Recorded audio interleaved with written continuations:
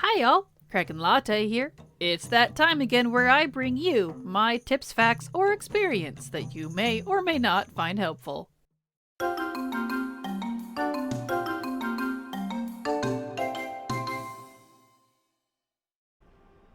Hello everybody, welcome to the first episode of Latte and Latte. I am Kraken Latte, and as you will see if you're familiar with this channel, I am by myself today. We are doing a solo playthrough as Silverfire Tea is a little under the weather. And apologies for any grittiness in my voice. It is very early in the morning and I am tired, but hey, here we are. I'm in the mood. Gotta get some latte videos out, you know? And it's been pretty smoky as well. So if I do any hacking or coughing or anything at any point in the video, I'm not sick, I promise you. It's just, I live in Oregon, and all of Oregon is on fire right now. So there's a lot of smoke in the air. So, what are we doing today, Latte? Well, Latte, we're going to be doing some more maintenance-y things. So it's a playthrough, it's a walkthrough. It's not a walkthrough. This is unscripted, can't you tell? We're going to be working on my engineering. Specifically, the Legion questline. If you're not familiar with what I'm talking about, every profession, crafting profession that is, has a questline that they have to do specifically in Legion so that they can unlock all of their excuse me, unlock all of their stuff, their recipes and things, so that they can level that there. The other expansions don't have that. It's just Legion. So you're going to come along with me on this ride, and apologies, this is very awkward for me. Kind of my first solo playthrough, but anyways, don't have Silver to talk to. Wow, we are on a wonderful start here with my voice. I thought I was good. Anyways, I'm going to do some terrible accents and probably offend some people and butcher some things, so here we go. Modular modifications. That's where we're going to start. It's not the start. I've done the first couple already because I didn't know where I was, but here we go. Modular modifications. Now that we got this baby running, let's give it some cool abilities. Hun, when I was fixing Reeves up, I installed a module port onto this motherboard. This will allow us to upload anything we want. Sweetheart. I'll teach you one of my module designs, and you install it on Reeves. I'll install it all right. Anyways, let's see here. We need to create a... I know what quest I'm on. A snack distribution module. And then I have to summon Reeves. Oh boy, do I even have any Reeves batteries? I should have checked before I started this. Uh-oh. Well, you know what? That's fine. That is fine. Let's see what we got in the bank here. Oh! Thank goodness. I have a Reeves battery. Wow, I need to clean my bank. Okay. Reeves battery, and I need to make a snack distribution module. Let's see here. Snack modules. Here we go. Oh boy. Oh boy. Oh boy.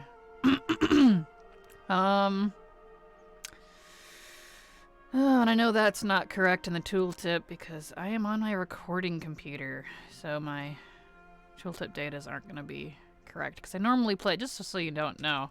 So it's so you don't know. So you do know, so you're informed because I know you don't know. I play on two different computers. The one I am on now is my work computer. This is the one that has my fancy mic and lets me record, and it has all the software I need and yada yada yada. And, wow, excuse me. That is killing me there. And, yeah. I play technically on my desktop. This is a laptop. My desktop is going to have all the proper information for tooltips and things. Oh, I don't have anything that I need. Alright. I'm gonna grab some gold. Just what I didn't want to do. Let's grab 50k because I'm feeling generous. Let's see here. I'm gonna need distribution model. Oh, I need more fill slate. Gamey ribs. wildfowl egg, high mountain, salmon, and black barracuda. Kind of like my favorite barracuda song. Let's see here. Wow. I hope my voice clears up there, because is that bothering you? I apologize. It's bothering me. Too much smoke. I even have everything closed up, but you know, when you've been in a stuffy house for a week, it's, yeah. I mean, I'm kind of always in my house. Not just because of the whole pandemic thing going on, but I work from home anyways. I do work from home, I school from home. I do all that. I'm a home person. So being secluded is nothing new to me, but I usually have my windows open. Because I live out in the countryside on a tree farm. I raise, quote unquote, fir trees. Douglas fir and all kinds of fir trees. I can't remember what all I have out there. I planted them like 13 years ago. In case you're wondering, that kind of tree farm is like the most low-key thing ever. But yes, I've been a little worried because a lot of Oregon's on fire and I kind of don't want to lose my investment. That's a very expensive thing to lose. If you don't know what that is when the trees are in full maturity. We usually wait about 25 years. So, you know, it's a good part of your life investment. You harvest them for lumber and stuff, and then you plant again. But, you know, that's why lumber is expensive, because you gotta grow them. It takes a little while, especially something like fir. Very slow growing tree. It's not like maple that shoots up pretty quick. Alright. I think I can, now that I've got that out of the way, let's see here. Can I? Oh, that's Andalare. Yes. Yes, I can. Stack distribution. Woo! Get to hear all of my fun unscriptedness. I can't read to save my life out loud. Hello, Reeves. Would you like a snack module? Yes, you would. Take it and like it! Yes. Oh, Dee Dee. I got the thing. Everything appears to be running as expected. Excuse me. Although, to be honest, I have expected an explosion to go. Oh, thanks. Thanks. Here's the other schematic I made for Reeves. It's based off the auto hammer design I gave you earlier. Ooh, nice. Neat. Okay, cool. Here comes the boom. Boss Loamm, they stole all my fireworks, the little scamps. You didn't see them? I was just on the verge of creating a new module for Reeves when these kids came in here and ran off with my fireworks. I don't know why she's southern, but we'll go with it. I need them back if I'm gonna finish what I'm working on. Can you go get them back for me? I mean, do I have a choice? Hey, Hobart. What do you got? Oh, you got all kinds of quests. Fire and forget. They say when life gives you lemons, make lemonade. Well, life gave me a buttload of guns. This is the most American goblin ever. So I've been figuring out a way to turn these guns into useful tools. My latest modification is a gun that shoots bandages. Imagine it. You're on the battlefield, you see your ally go down, you pull out your bandage gun, shoot him with it, and bam, it's back in the fight. I just need you to test it first and make sure it's safe. Alright, well, safety first. At least it's got that in mind. Let's see, it's not rocket science. Vice Lord, I need you to help me track down Flintlock again. I sent him to Stormheim to gather some materials for an invention of mine, and he hasn't been back for days. I'm not worried about Flintlock. Jeez. But I do fear for Stormheim. Wow. See if you can find him. Oh, man. I'm sorry I'm laughing like this. I haven't done these in forever. I forgot how... Oh, I love goblins so much. I really do. You'd think I'd main a goblin as much as I love them. Time for a recharge. I've been thinking about this whole battery thing and how the whole process is just so wasteful. I ain't going green or nothing like that. I'm just worried about our bottom line. Well, hey, at least he's smart. You know, if one were to supercharge one of these batteries with some blood of Sargeras, maybe cap it off with some concentrated laystone. And what? Demon blood and arcane rocks? What are we gonna do with that, sir? That doesn't sound safe. But you know what? He's thinking. And that's how people get places, by thinking. I mean, you gotta do stuff too, but... Alright, lady! Take a bandage! Whew! What just hit me? So that what she sounds like? Oh, I didn't think I'd have as much fun as I am with this video, but... Apologies for the rocky start. Like I said, it's kind of a first, so I'm a little... Not totally self-conscious or anything, but... Oh, my head! That's what she said. Let's see here. Oh, here's a dude. Shoot you too. What just hit me? Whoopsh! Get bandaged! Let's see, yeah, it was definitely too hard. Let's recalibrate that a little bit. Wounded guards bandage. Do 3 more. Alright. Let's see here. Let's find some more people to bandage. Do. And hopefully the music isn't too obnoxious because... What the... I guess that feels better. Ah, hey, here's one of the little shits that stole his fireworks. Valmir. Little scary Draenei child. Their little stub tail. Get out of here, kid. We don't serve your kind. Let's see. I guess I kind of just say the same thing. What the? That feels better. Volpera! Little foxy. He's so cute. Here's another one. Here you go. Madam. Let's recalibrate this one more time. I love how it says it's optional. It's kind of not. I kind of need to calibrate it to continue the quest. But whatever. Let's see here. Let's see. Oh, I see one. I see one. Here we go. Here you go, sir. Bam. Thanks for the heal. There we go. Now we're cooking with bandages, I guess. I was going to say fire, but I hope these bandages are on fire.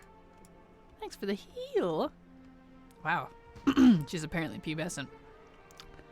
Ah, here's another kid. There's a little creepy blood elf child. Frayed. Your name is Frayed. Really? Taking kids' fireworks, that's pretty messed up, mister. Mark my words, you'll regret it. Let's see here. Here you go, madam. Thanks for the heal. You're welcome. Let's see. Okay, now we need to get the other 2 fireworks. We'll go check on Fargo later. Let's do the kind of what's closest here. Barrel of red fireworks. Another Doff new. My beautiful fireworks! I'm going to tell on you! You're gonna tell on me for stealing the fireworks that you stole? Is it stealing still if you stole something from someone who stole something? Or is it just a big old chain? Hard to say. Smacky? Of course the little human boy's name's Smacky. Let me take these. Oh, come on! You didn't have to take them just yet. Let's get out of here, Shoob. Oh, I got a Shooby and Smacky. Aw, that's a Scooby-Doo reference. I didn't see the puppy. That's cute. Okay. Did I do all those? I did. We'll check on Fargo in a bit here. That crazy dwarf. Dee Dee! Here comes the boom! If I ever get my hands on those kids. Dee Dee takes the fireworks from you and continues to work at her bench. There we go! All done! Apply this to your bot and you should be able to launch fireworks wherever you want. All explosions are beautiful in their own way, but fireworks really are something else. Neat. Alright. And the bandage one. Fire and forget. Good... Oh, excuse me. Good job on calibrating the power. Shame about those first few, though. Whoops! I missed it. He did something. Whew, my voice keeps giving out. I'm sorry. Ooh. Great Let's Play. Alright, let's see here. Okay, now we gotta fly all the way over to Stormheim. All the way over there. Okay, let's see where we're going here. All the way over there. Okay. That's right. Guess I'm going to Valdisdal. Hunger dinga bargain to Valdisdal, yeah. Go see the Valkyr. Have some little hosen. Put on my pants. Hey, I'm like, I have a little bit of German in me, so I can do that. Back off. Oh. If we eat certain kind of sausages, don't we all have a little German in us? Sorry, was that too dirty? Maybe it was. It wasn't meant to be. Came across as dirty, though. Oh, boy. We are in for a long ride. Hi, Centnex. Hi. You know I'm totally gonna, like, personify everything. That's just how I work, I guess. Oh, boy. Woo. It is kind of hard to talk to myself. Like, is but isn't. I mean, I can talk to myself all day long. Being a writer and all. It's kind of like RPing with yourself. Is writing. You know what? Maybe talking to yourself isn't crazy. Someone has to. How do you write books? Gotta make those characters talk to each other, so aren't you effectively talking to yourself? Existential brain! It's big brain time. Oh boy. Coffee, come to me. I need you.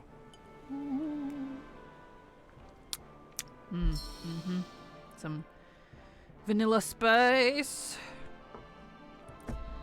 With all the smoke around, it's lessened a little. It's not as bad as it was, but with all the smoke around, it's made everything like 20 degrees cooler because it's just blocking out the sun, so it's kind of apocalyptic. So as terrible as all the fires are, on the plus side, it's supposed to be like really hot. Oh, it was supposed to be really hot over this past week, but now it's not. It's like 70 degrees. So it's starting to feel like fall, which is really nice, actually. I don't like summer. I absolutely hate it. I do not do well in the heat. I don't like the heat. It makes things not function properly. If we could just do away with summer entirely and go straight from spring to fall, I'd probably be a very happy Lottie. Well, what are you gonna do? Stay hydrated, everybody. It's good for your brains. Gotta make sure those zombies are fed. Is that too morbid? Maybe. I can never tell. I'm actually a very morbid person, but I kind of cap that for my videos. You know, try to appeal to a broader audience. Okay, right, gotta read. Alright, we got Fargo Flintlock. Let's see how terrible I could butcher this guy's accent. Woo! Dwarf is not my thing. Vaslorn, what are you doing here? Hobart sent you, didn't you? Listen, I dunna need your help, but seeing as how you made your way down here, maybe we can stir up some trouble together. Yeah, that was absolutely not, like, Scottish. I'm very sorry. Bubble Bobbles. Old Hobart wanted me to gather up these shiny glass trinkets the Murlocs carry around. But those bloody buggers ain't willing to. He's just Western. Everybody's Western, apparently. Whatever. I tried to diplomatic approach, but I don't speak Murloc, so I just end up shooting him. Maybe you might have better luck against getting them baubles. Everybody's a cowboy today. The shell, you say? I know all Hobart sent me down here to acquire his precious Murloc glass thingies, but I have designs of my own. Oh, do you? I've seen those Murlocs carrying interesting-looking shells that would go perfectly in me music box. Aw, a music box. That's strangely cute. You lead the charge, and I'll be right behind you. Alright. Okay, we need Kareth shells? Seraph shells? And Murloc trinkets. Time to slice Murlocs. My favorite thing. Not really my favorite thing. Here's a trinket. Ooh, a couple of them. Oh, nice. Give me that. Alright. 3, 4. Good grief, I'm sorry. I'm currently, since in case you aren't aware, but I'm currently in college. I'm doing a master's in creative writing, and I'm currently in a writing for children's entertainment level of class. and I've been having to watch episodes of Sesame Street as for parts of my assignments. Real exciting. Not my favorite thing in the world, but I do like the Count. I always thought he was kind of cool. I like that they have a vampire, if you think about it, in Sesame Street. That's a little spooky. No one seems to question the Count. But what can you say? He knows his numbers. But can he do calculus? That is the real question. He's probably like, you know, I just made the connection. Dracula, like in any story, not just the new Castlevania anime. Is it an anime if it's American? I don't know. But animation, put it that way. All Draculas are actually like super sciencey. They always have like some sort of high-tech something, or they're just really intelligent, like in the stories of Dracula. I know that's suddenly out there, but since they probably kind of based the Count in Sesame Street off of Dracula, and he does numbers and things, do you think that's because of that? You think that's related? They made him super smart, and he's like actually some highly intelligent genius because he's a vampire? Oh, look at me thinking too deep on Sesame Street. Wow. Oh boy. You know you're losing it when you're doing that. Let's see, I need more trinkets. I guess they're over here. I don't need murlocs anymore. Trinkets, please. I need to steal your thingies. Guess I'm gonna have to kill more anyways. That's fine. Let's see here. Trinket. 7. 8 murloc trinkets. Oh, I'm sorry. I'm probably driving you guys crazy. I'm driving myself crazy. I don't know. Whenever I apologize like that, know that I'm not necessarily apologizing to you. I'm apologizing to myself because I'm like, wow, that sounds stupid. Oh, but you know, hey, that's just the joy of learning how to talk to yourself. Someone had said it's a stream of consciousness. That's how you do it. And so that is what I am doing. What comes to my mind, I am saying. And I hope it's working. I hope this is entertaining, even though it's probably not that entertaining in the game, because I'm just collecting trinkets and getting tracked by murlocs. Rude. I mean, I'm just trying to steal your stuff, but rude. Alright, Fargo. I got your stuff. Boy. Bubble bobbles. Any luck? Did you try shooting him? Well, looky here. Dang it, that accent again. You managed to talk them out of their trinkets. We'll have to teach me their language someday. We'll? You'll. I don't know their language. Just let me finish up here and I'll be right with you. Oh, you're finished. I swear I was just about to join you too. Yeah, whatever, Fargo. Well, what's done is done. I suppose I can share me design with you since you got all the shells for me. Yeah, that'd be nice, thanks. Wibbly wobbly timey wimey. That's a Doctor Who reference. And also Tracer, who was kind of just a big Doctor Who joke herself. Let's see. I gotta finish up here, so why don't you take those trinkets back to Hobart for me? Besides, I'm a-thinking he likes you more than me. I mean, probably. You are kind of mean. Hobart doesn't seem that mean. Maybe he is. You know what? I actually don't know. Ooh, Kieran Tor. I need to do that at some point. Oh, I still don't have the frickin' pet that comes out of that. Like, okay, can you believe this? I'm at like almost 500 attempts for the Wondrous Wisdom Ball. I'm not actually joking. Between my two computers. It might even be more than that. I have every Legion Paragon mount. Every single one. But I don't have Khadgar's stinking pet.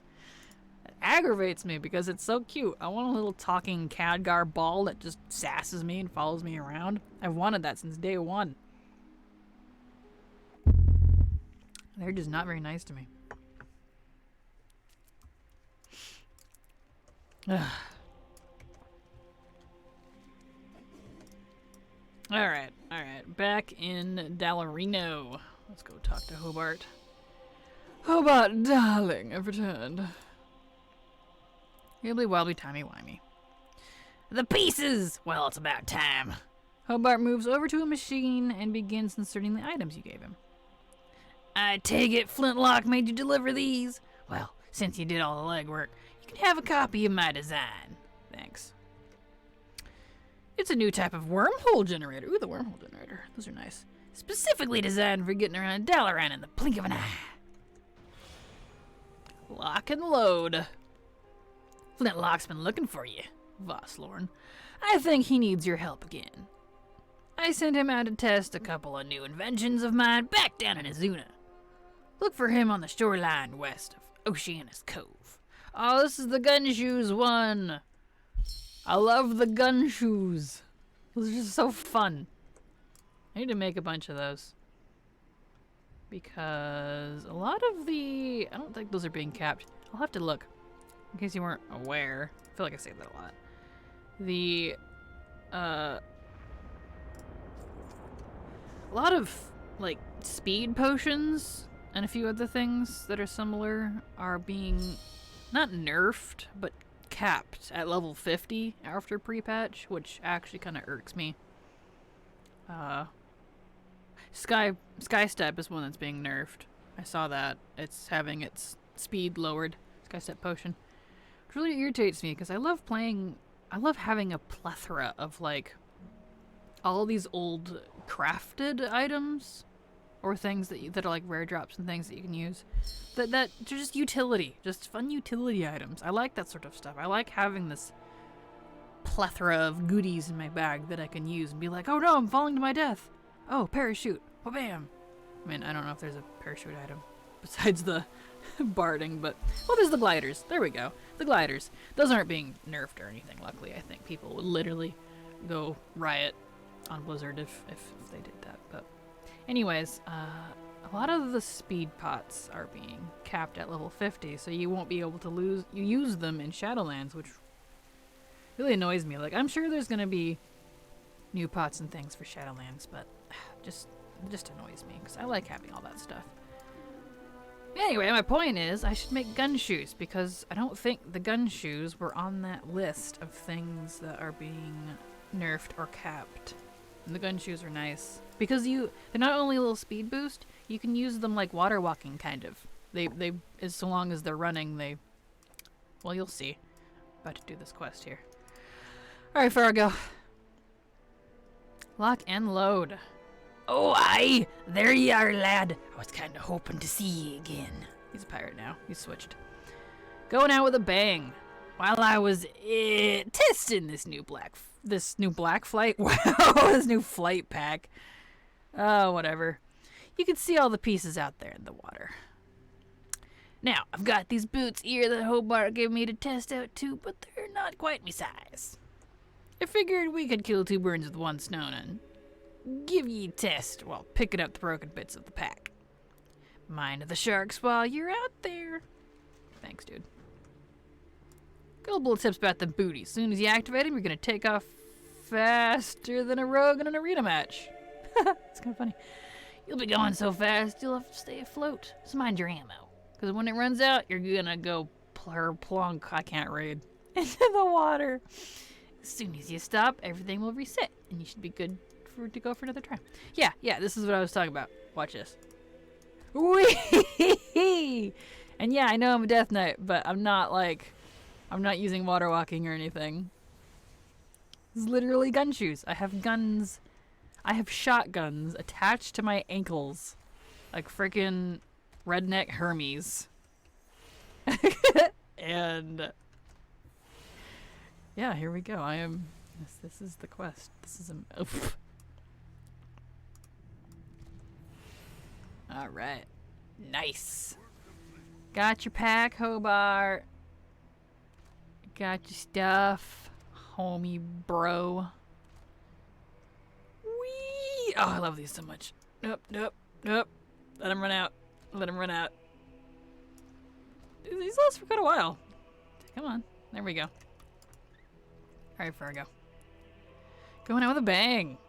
Ah, terrific! Nice work getting them parts back. I thought I was gonna have to train the babe by blowing up Warden's Isle over there. What? Really? That was really your first thought? Seriously? The boots seem to suit you. Here's the schematic for him if you need another pair. Sweet! Alright, and he has more quests, but I am out of time. Yep. Alright, thank you so much for watching, everyone. I hope you enjoyed this little solo Let's Play, and you'll see me continuing in the next episode. Also solo, I'm going to do a few of these. Try to get caught back up, and yeah! See you around. Love you. Bye. Stay safe.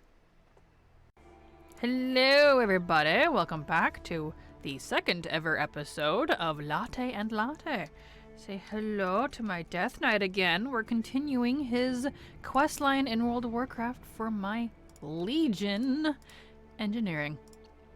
As a quick little recap, we got a whole bunch of quests done, about not even halfway through the questline. This is a very long questline, longer than I expected. And we're going to start up again with Fargo Flintlock. Welcome back, everyone. Welcome back to my horrible accents. Especially with dwarves. Ugh, of course this questline had to have a dwarf in it. I like dwarves, trust me. But I can't do Scottish, dwarvish, whatever accents that technically is to save my life. So, even with Magni, for an entire expansion of Battle for Azeroth, I can hear it, I understand it, and I can't repeat it. So here we go. We're gonna slip right into this so we can move along. Keep your powder dry. So, while we've got all the parts for that pack in, I'm afraid I'm all out of gunpowder. And apparently he's Southern again. Western, whatever. This is the worst thing to ever happen to me. Oh, now he's a troll. But there's hope. Just over the north, are caves filled with crashed ships. Chances are them sea giants crash one or two ships with cannons, and cannons mean gunpowder. Sweet, sweet gunpowder. Search their caves for some powder, and bring it on back. Alright, going to waste. Me wee rogue friend Loamm were gnome-napped by them dirty Naga when we got here. He's gone. They drag him right off to the cove. But here's the real issue. He had a schematic on him for one of me greatest inventions. And by on him, I mean tattooed it on the top of his head. For safety! When you find him, just shave his head and make a quick copy of that design. And we're not gonna save him? I'd do it myself, but if you're headed for that sea giant caves, do me a favor. Give those slimy whatevers. We're killing Naga, I think. They've done run off with me rogue friend, and I figure some revenge is in order. I'd do it myself, but I'm freaking lazy, apparently. So we're not actually saving Loamm. I'm not getting, like, orders here to save Loamm. Why is his name Loamm? Literally Loamm. Like, is he slow? Is he special? Does he have a mental issue? A little concerned here. And why was Fargo using this guy's head to store his I don't even know. You know what? I don't know. Should I question it? Should I not question it? I feel like this dwarf's morality is in question. But you know what? I'll let it slide because he gave me gun shoes. And no one can say no to gun shoes. Those are pretty cool. Gotta love me some gun shoes. Alright, let's see. Loamm's in there. In we go. We need to go into these caves. Into the cave. There's plenty of Naga in here. Here we go. Gunpowder. I like how it's just neatly strewn about, still in their barrels. Kind of funny. Gunpowder. And there's Loamm. Dead. Hello, sir. Loamm, sir. My head's itchy. Shave Loamm's head. Okay. Like how he just lets me... Okay, now he's bald. My head's cold. Make a copy of the schematic. It's a little weird. I'm uncomfortable with this. And are we gonna do anything? Okay, I guess he's staying there. Goodbye, Loamm. It was nice knowing you. He doesn't seem that intelligent. Maybe that's why his name is Low Ping. He's a little... I got it. He's slow. He's got a low ping. That's kind of mean. That poor gnome. Shouldn't we... I mean, well, whatever. I guess no one's gonna miss him. That's kind of sad. This guy's ripped. Freaking Vrykul is huge. I want to play a Vrykul. I really, really want to play Vrykul. Of course, I'm that person. What are you doing up there, bub? Just gonna hang out? Alright. I'm that person that I want to play a lot of different races. I want to play Naga and Centaur. Vrykul. That'd be cool too. Satyr, especially. Irakoa. You know, we got so many really cool races, actually, in the World of Warcraft universe, if you really think about it. Probably one of the more diverse, if you consider all the races. All of them. And yet, we can only play, like, all the elves and human-like races. With the exception of the few beasties that we do have. Like, the Tarn are definitely cool. I mean, you've got Volpera now. But I really want to play Sethrek, please. I mean, I like the Mecha Gnomes. Not like I don't. But they should have been saved for, like, a later patch or expansion or something. When we get, like, a Tinker class. Which is engineering, but a class. Freaking throw bombs at people like Gazlo. And, up here we go. Let's talk to this guy first. Try not to get it wet. Don't feel like waiting for it to dry out. Oh, aye, that's plenty, lad. I made some adjustments to the design for the gun pack. You should probably hold on to them, seeing as all these inventions of Hobart keep exploding on me. I'm trying. It's coming out. I don't think I have any Irish or Scottish or Welsh. Maybe Welsh. I don't know. I know I'm English. I have a lot of British English blood in me. That's why I'm blonde. Going to waste. Poor lad's probably been tortured as we speak. Curse them scaly beasts. Yeah, you sure don't seem to care. I literally could have carried him out. He's a gnome. Oh, aye. You get me schematic. Here, a copy for yourself. In case you're looking for... Okay. It's a damn shame about Loamm. You know, come to think about it, maybe we should have rescued him. Multitasking were never my thing. Yeah? Yeah. Okay. Oh, I wish I could have been there to see the look on their fishy faces. Come to think of it, fish always look kind of surprised. They do, actually, if you think about it. They don't really have eyelids. I mean, these are Naga, so they do, but... Lock, stock, and barrel. Well, that... Okay. If you wouldn't mind, could you tell Hobart how things went down here? Maybe leave out the bits with the exploding, the drowning, and the getting captured and whatnot. You're a proper friend, Vosslord. Yeah, I know, I'm sliding all over the place on this guy's accent, but like I said, I just don't do dwarves. Alright, now I am lazy, so we are hearthing, because I don't feel like flying all the way back up there. Come here, coffee. Load screen coffee. In case you're wondering, my load screen is normally a lot faster. It's because I'm recording. It slows it down a little bit.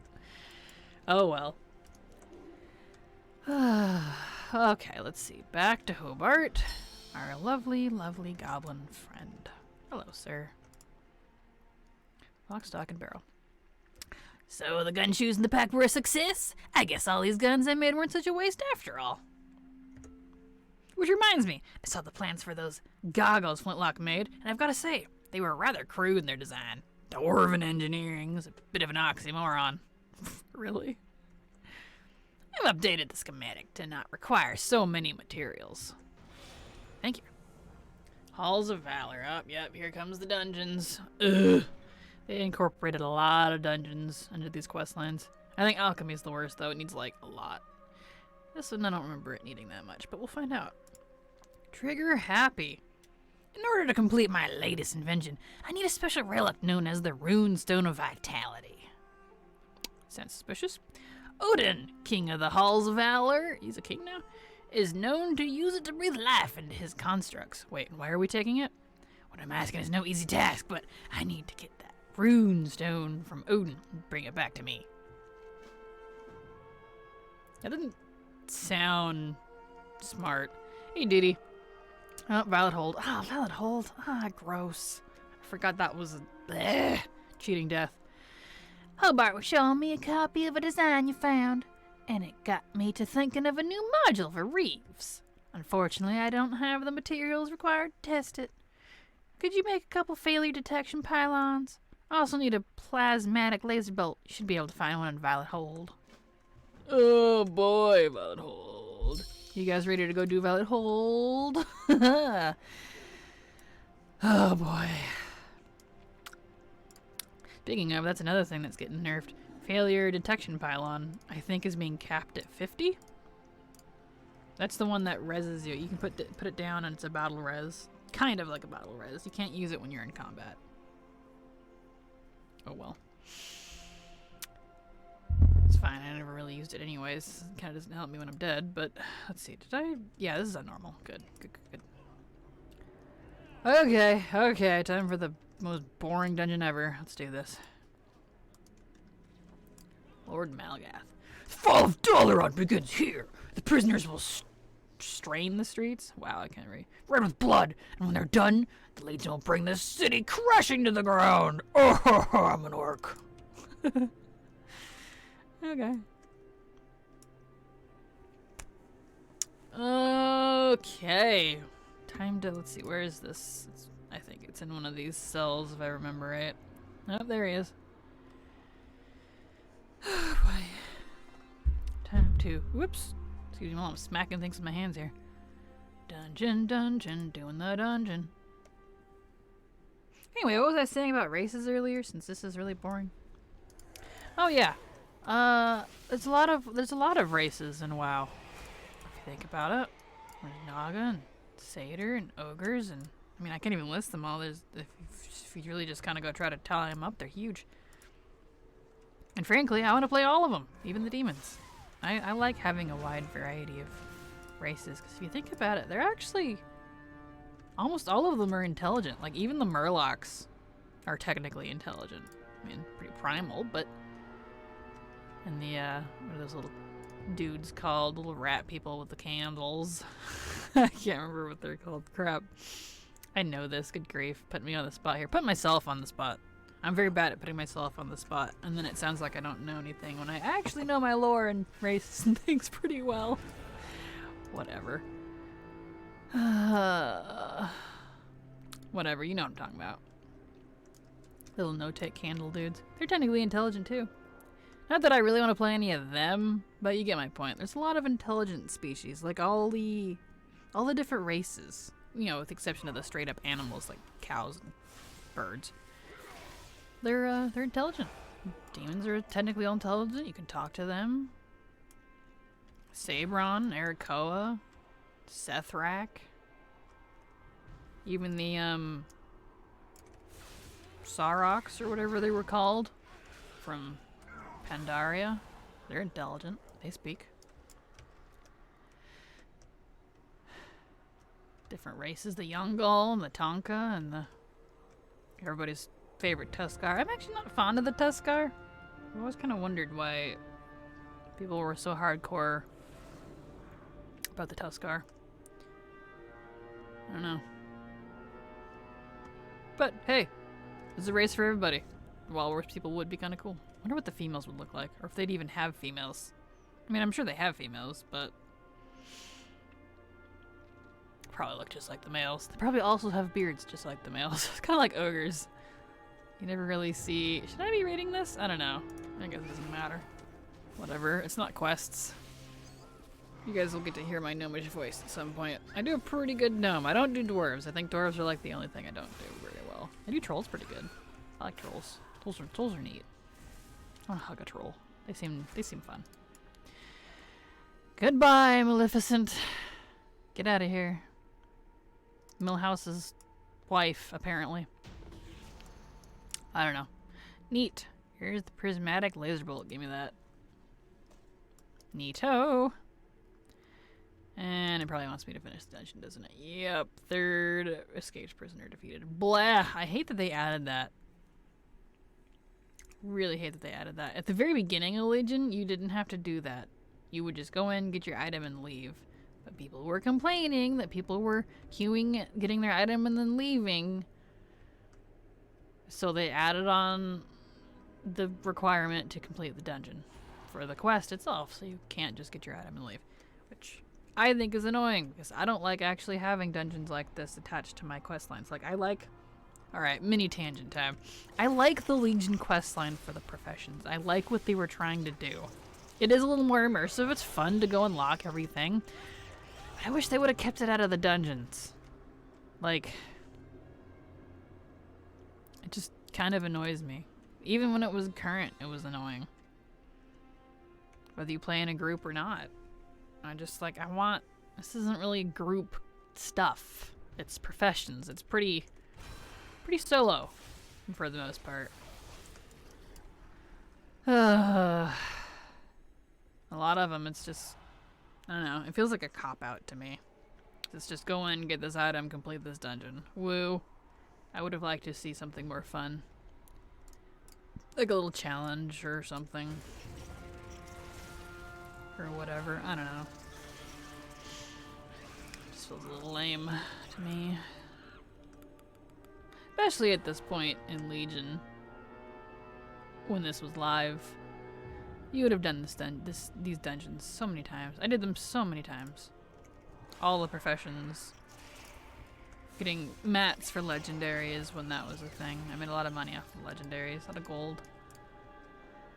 Crafting those and selling those. You had to do dungeons every week to get certain materials. Which, like, that one, I'm fine with. Like, getting materials to craft things from dungeons, I'm fine with that. Whatever. But to unlock it, it's kind of annoying to me. And then on top of it, after you unlock it to begin with the quest line, then to get like rank 2s and 3s on some of the recipes, you gotta go back into the stinking same dungeons and get them. And a lot of them, whether people like it or not, especially the rank 3s, are not all 100% drops. They are not. Believe me. It's frustrating. It's kind of like on my, whatever video that was. Oh, the Stonehide Shuffle one. I couldn't test the rank 3 shoulders, which are quote-unquote the best. I think that one's a matter of opinion because it's a very minute difference, but because of procs and things. But anyways, and people tell me just go get rank 3, stop being lazy, and I'm like, dude, I don't think you realize how many times I've tried to get rank 3 for those shoulders, warhide shoulders or something, whatever they were. I just won't drop. It just won't drop. It's taking me forever. And I had that on another leatherworking character with other... No, it was tailoring. Some of the rank 3s, I couldn't get those either. Still haven't gotten them. They're rarer than people give them credit for. And like, if you go look at Wowhead, it's like those specific rank 3s for the war. I think it's called the Warhide Shoulders. Wowhead says it's like, what, a 0.4 drop? That's not 100%. Thank you. That's rare. That's like approaching mount range. I mean, I haven't looked at it in a while because I don't frankly care. But, you know. What are you gonna do? What are you gonna do? Oh, this one takes so long. It's gonna be like most of this video. I'm so sorry. That's okay. You get to suffer with me. Suffer well, friends. My coffee's cold. Blech. I like iced coffee, but there's a difference between lukewarm coffee and iced coffee. Lukewarm's just bleh. I mean, I'll drink it anyways, but bleh. Oh, boy. Oh, here we go. Oh, no, it's not boss. It's just another... I guess I should watch my little bar over there. Oh, you gonna fight me now? Bro? Huh? Honey bunch? Enough! His prisoners are useless! As the old saying goes, if you want to destroy a floating city the right way, you have to do it yourself. Yeah, sure. He's really cool looking, though. Can I, like, put horns and things? Whoa, whoa, hello. Don't look behind you. Run! It's fun to watch you run. I remember this chick. I remember people dying to the spiders when this was live. When this was current. Hey, look at that. The Fellic. Nice. Alright, done with that. Make 2 failure detection pylons, and then I also need to go do Halls of Valor. That one's not as torturous and long, though. That one is not. We're doing fine on time. Good. Let's just... Oh, boy. Stretchies. Whew. Stretchies. Let's just, we'll finish the pylons in a minute. Let's just go up and get Halls of Valor out of the way. Fly all the way up to Valdez Dull. Again, here we go. Back and forth. Lots of back and forth. There's a lot of back and forth on these quest lines. Oh, boy.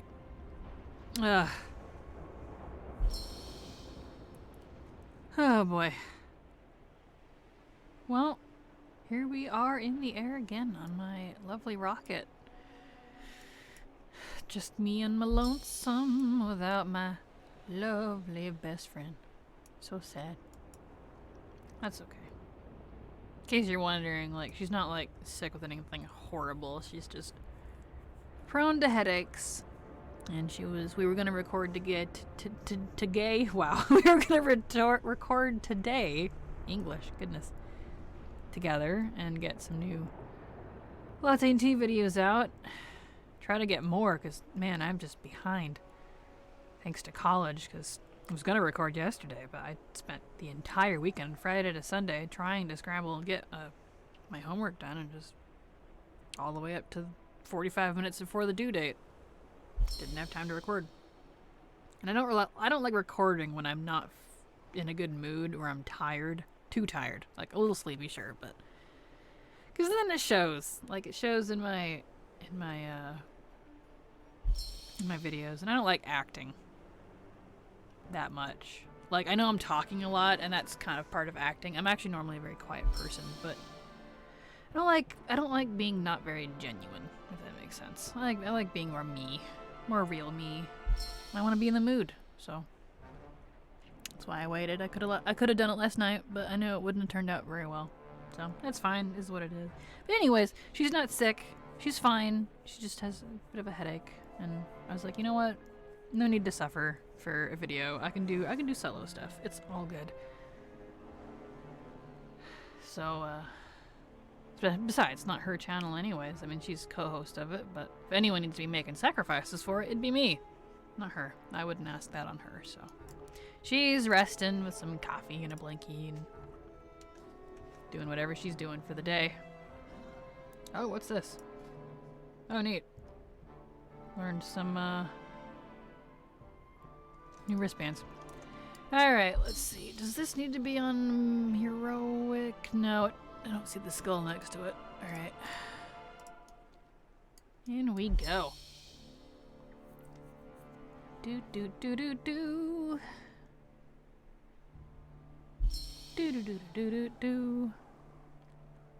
Kind of debating. Should I cut it off when I get there?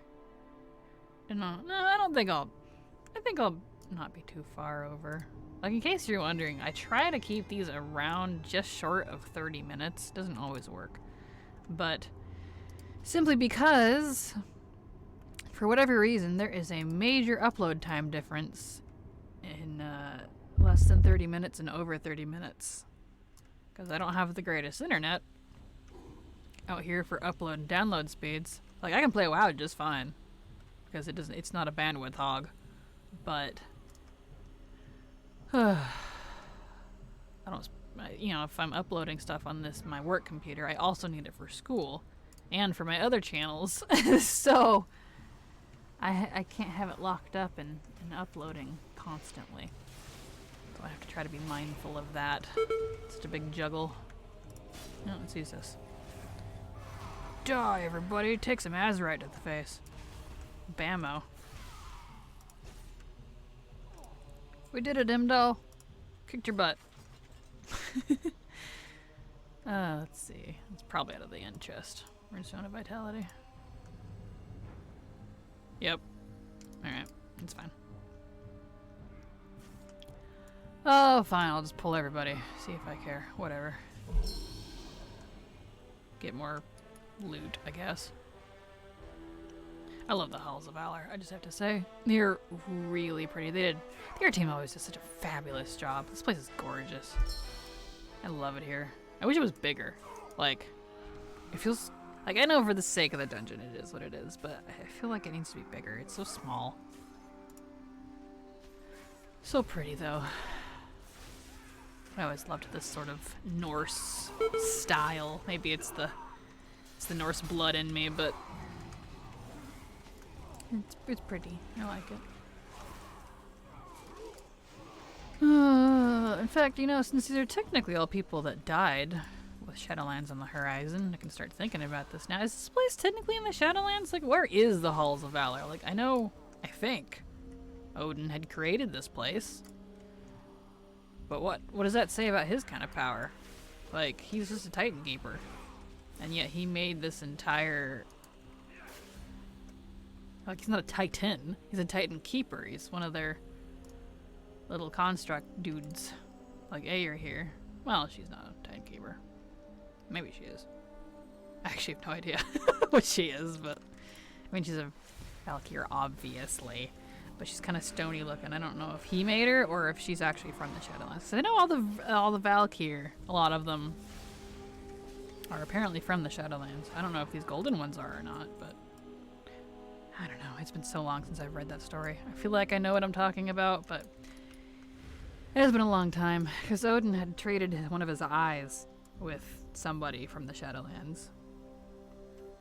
I'm going to guess it was Muzala, but I guess we'll find out. I'm hoping they play on that, speaking of, because Odyn has a big connection, actually, to the Shadowlands. I know I'm jumping all over the place with my topics here, but welcome to Latte.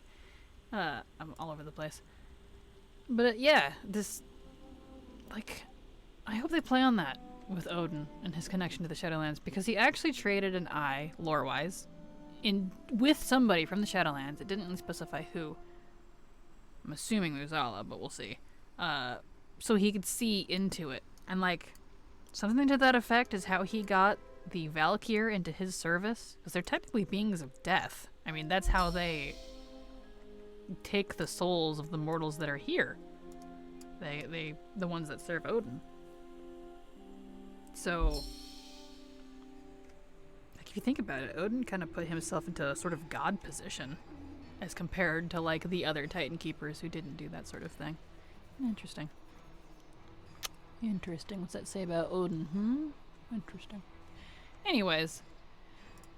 Yeah, he's actually got a strong connection. And that's how he got Helia, and because I think she was a Titan Keeper. I could be wrong. And he turned her into a Valkyr. This is not Latte's lore, trust me. But, I have read this. It's just been a long time. Anyway, they had a big... He forced her to become what she was. Into his service. I know that. Odin's actually kind of a dick if you look at his lore history. Like, I really like Odin. It's not like I don't. It's just... He's a little bit of a dick. Forced her into his service. So, Helia's a little justified in being angry at him, but at the same time, she's kind of gone off the deep end with her tentaculiness.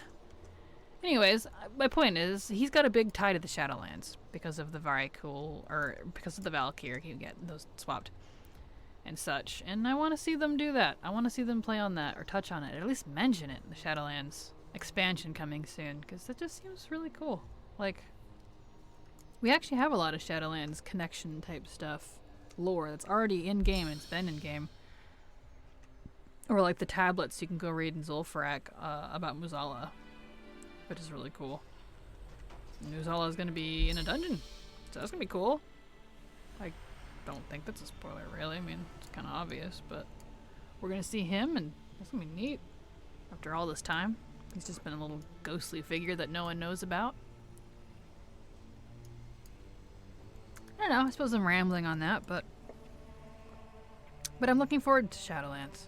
Mostly because of all the lore, like, frankly, I could care less about Covenant power thing. That's not why I play the game. I mean, I'm looking forward to the Covenant. It's not like I'm not. They look really cool. I like the different themes that they've gone with. I feel like there should have been maybe like a couple more, but I don't know. Whatever. Either way, I'm really excited for the Shadowlands. There's a lot of like lore that's being played on and continued, and lore figures that are in history, and we're actually gonna like get to see them and stuff. Like Muzala, for example. Yeah, just a lot of storylines that are continuing, so I'm really excited. I'm trying not to give spoilers. It's not out yet, so I don't want you guys to be like, oh, you're giving spoilers. No spoilers, please. But, you know, I'm looking forward to it. And don't you worry, there will be some videos of us doing Shadowlands stuff together. Eventually. Probably not right away, because I'm that person. I want to enjoy it myself as well. And, like, I am, but not here to put on a show. Like, I know a lot of YouTubers, like, they start a gaming channel and they don't really play games for themselves anymore. At least they say they don't. But if that's not why I started all this stuff. I started it because it's fun. I mean, it gets a little daunting at times to try to keep up with everything, and sometimes I'm like, oh, why do I keep the Latte and Tea channel going? I don't even get paid for it, because, in case you're not sure, I have a low sub count currently on this channel, because, you know, it's fairly new, and it's not exactly riveting content. It's just Let's Plays and things of World of Warcraft. Possibly other games in the future, but for now, just World of Warcraft. And, it doesn't qualify yet.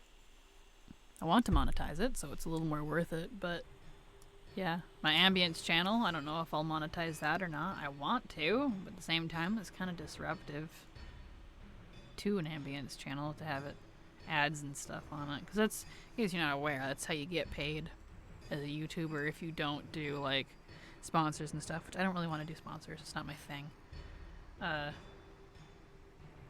Is to have ads. That's how you get paid by YouTube. Have ads on your stuff, which they probably put ads on here anyways. Like, it's just oh, I gotta talk to him. Derp. It's just a matter of, you know, having your own type of thing. Qualifying for and all that, and I want to do that with this channel. And sometimes it's a little daunting. Like, is it worth it? The growth has been so painfully slow compared to my other channel. It's like, is it worth it? I want to keep doing these because it does eat up quite a bit of my time, and I'm not getting paid for it. Not that I don't enjoy it, but I do have to kind of go out of my way to do these. I don't know. You can leave your thoughts down in the comments if you want. It's all good. Alright, well, it looks like we completed that. Nice. Now I'm just going to need to make a couple detection pylons. And let's get out of here. Let's go back to Dalaran there. And, yeah. Guess we covered a whole broad term of topics. Wow, whatever. English. My English is strong. Alright, so we're a few minutes over, but that's okay. That is the end of this episode. So I will see you lovelies in the next one. Thank you for joining me. I hope you enjoyed my little rambles, my solo adventures. Goodbye. Hello, everybody. I am Kraken Latte. Whoa! That's a way to start it. Somebody activated Armand Thaco. Anyways, welcome back to another episode of Latte and Latte. We're doing some solo playthroughs of WoW, and we are still on my engineering questline for my Death Knight in Legion. Lengineering? Yeah, it's called Lengineering. Really? Would you stop? I don't want any part of this. Go away. We just finished Halls of Valor and Violet Hold. That was like the whole last stinking episode. Dungeons. And now I need to make a couple failure detection pylons. Let's see. to get this continuing. So welcome back, everyone. Welcome back. I hope you're doing okay. My voice seems to have livened up a little bit. Turned on my fan. That kind of helped a little bit. I don't have an air purifier of any sort. I wish I did, but you know, such is life. Let's see here. Failure detection pilot. 2 fill slate, or 5 fill slate, and 2 chaos blasters. Well, that's not bad at all. I need 2 of those. Alright, cool. Oh, let's go ahead and turn in this. And you know what? I can grab rank 2s from him. Let's turn in this one real quick. Trigger happy. I'm glad you're not the one going up against a god. I'm glad you are going, not me. Whatever, butchered that. I guess Odyn is kind of like a god, isn't he? Keep your fingers crossed, Voslorn. Hobart takes the rune and starts channeling its power on a pile of gun parts. Yes! Yes! It's alive! Alive! Now I can mass market these gun parts as toys for children. Alright. Court of Stars. Ugh, another dungeon? I forgot how many dungeons there were. I mean, it's only been 3, but... Alright. Voslorn will be very excited to hear that I've been working on a newer, better version of those goggles that Flintlock rigged up. The ones I've designed have double the power, but unfortunately they also have double the recoil. I'm afraid if you use them, they'll break your neck. That didn't sound good. But I found a solution. Deep inside Suramar City lies a magical mechanism that will reduce the recoil to practically nothing. Recover that mechanism for me, and we're in business. Business? Alright, we're in business. We'll do that in a minute, though. I need to get failure detection pylons. I wonder how much they are in the auction house. Just by themselves. Because I'm kind of lazy. Failure. Sure! I'll take 2. Thank you. Whoever posted those. Oh, isn't that nice? Look at that. Didn't bother crafting them, because I'm lazy. Hello, Dee. Just ripped the bolt off of one of the prison cells. I'm sure whatever's inside has long since died. You haven't been in there recently, have you? Dee takes the pylons and begins tinkering with them and starts writing some notes. Yeah, that should do the trick. One new and improved Reeves module schematic for you, Voslorn. Neat. Short circuit. Well, I've got you here. I was wondering if you could track something down for me. I'm sure you're familiar with the Blingtron, yes? Well, I've started asking around, and it seems no one really knows where the design came from. One rumor does pop up more than others, though. Area 52. Dun, dun, dun. Interested in a field trip? Oh, that's all the way over in... Oh boy. Let's see, should we do the dungeon first? Or, yeah, let's go get the dungeon out of the way. I know. More dungeons, woo. Court of Stars. I like Court of Stars. It's a good thing I can solo it now. Let's just fly down there physically. I'm a Death Knight. I'm cool, right? And that'll be automatically on Heroic, because there is no normal version for that. Let's see. Court of Stars is the one over here, yeah. Alright. Flying back down to Suramar. Hey, at least I don't have to, like, do anything in Suramar to unlock that portion of the questline. Like, leatherworking and tailoring both have to do a good chunk of the early Suramar questline. Get it all open and Masquerade done and all that stuff in order to unlock their vendors and stuff. So they can, you know, do the rest of their questline for their Legion stuff. Looks like I've already done this on him anyways. He's an old character.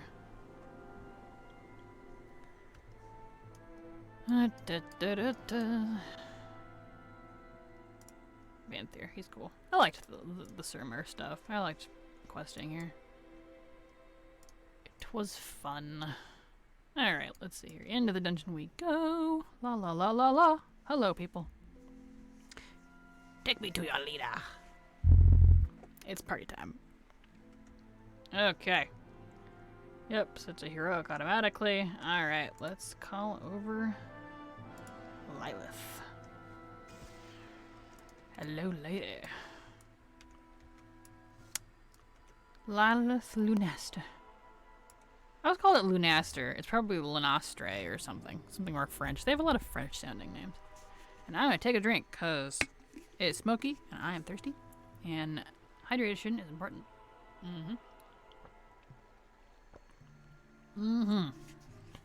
Got me some iced tea. Tea is with me in spirit. But Alright. Jokes. Don't take that out of context. I did not just... Whatever, I'm not gonna go down that path. We'll take a side entrance to the grounds. Too many eyes are watching in the front. Dun dun dun dun dun dun. Poof! Alright. Do do do do do. Do do do do. I love Suramar. I really, really wish when the Nightborn joined the Horde that they would open up Suramar, just make like the whole thing friendly to you if you're Horde. If you've done the questline or something. I don't care. Just something. I really, really love Suramar. Like, it's so beautiful and huge, and it's actual like city sized. I want this level of quality and size for Quel'Danas too. For Silvermoon. Can you imagine Silvermoon in this HD type of level revamp? Oh man. Oh, it'd be gorgeous. It would be gorgeous. Try not to pull things because I don't care about all these mobs at all. Weaponry recovered. Oh, I got 200 gold. You know what? Sure. I'll do the world quest while I'm here. Why not? Is there some back here? I don't think so. I will do the world quests. Really? Alright. Fine. There. Nice, nice, nice. Captain Birdo. He has the Arcanic Compressor. Nice. And then I gotta complete the dungeon. Hooray. I wish they would remove that part, at least since it's no longer current or something. Like, we're not queuing for these anymore. Like, that's why they put it in. I discussed this already, that part of it, but that's why they put them in, because people were whining about it. About people leaving.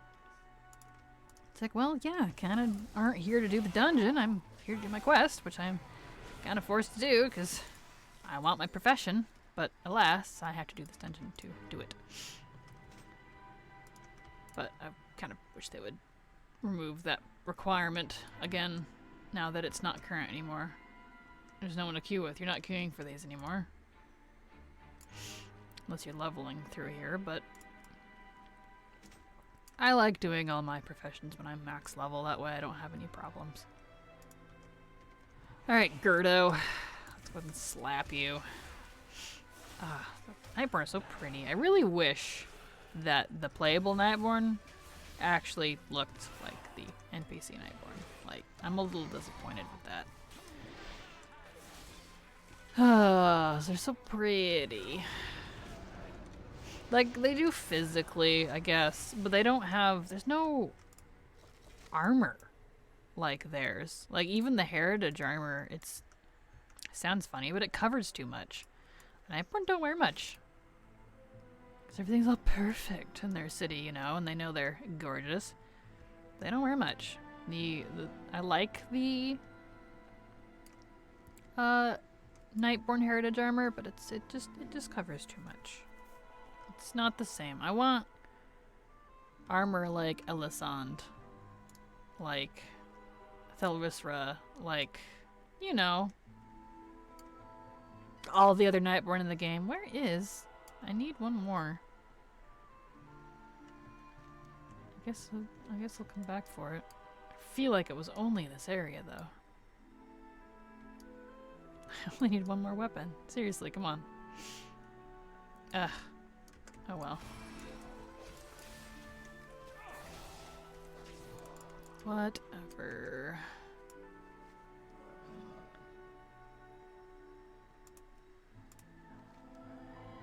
Well, I know that, but that doesn't help me. Well, we'll see if there's more when we continue.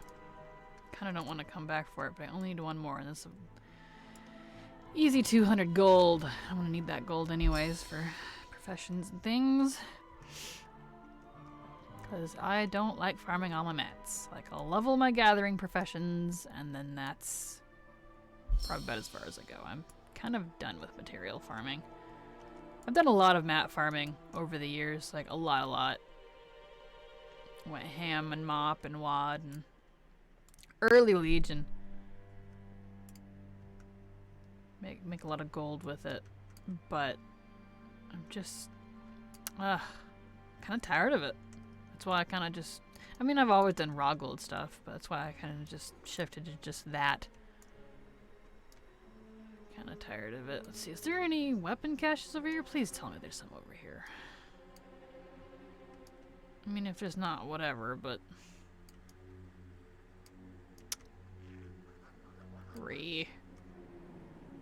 Don't see them.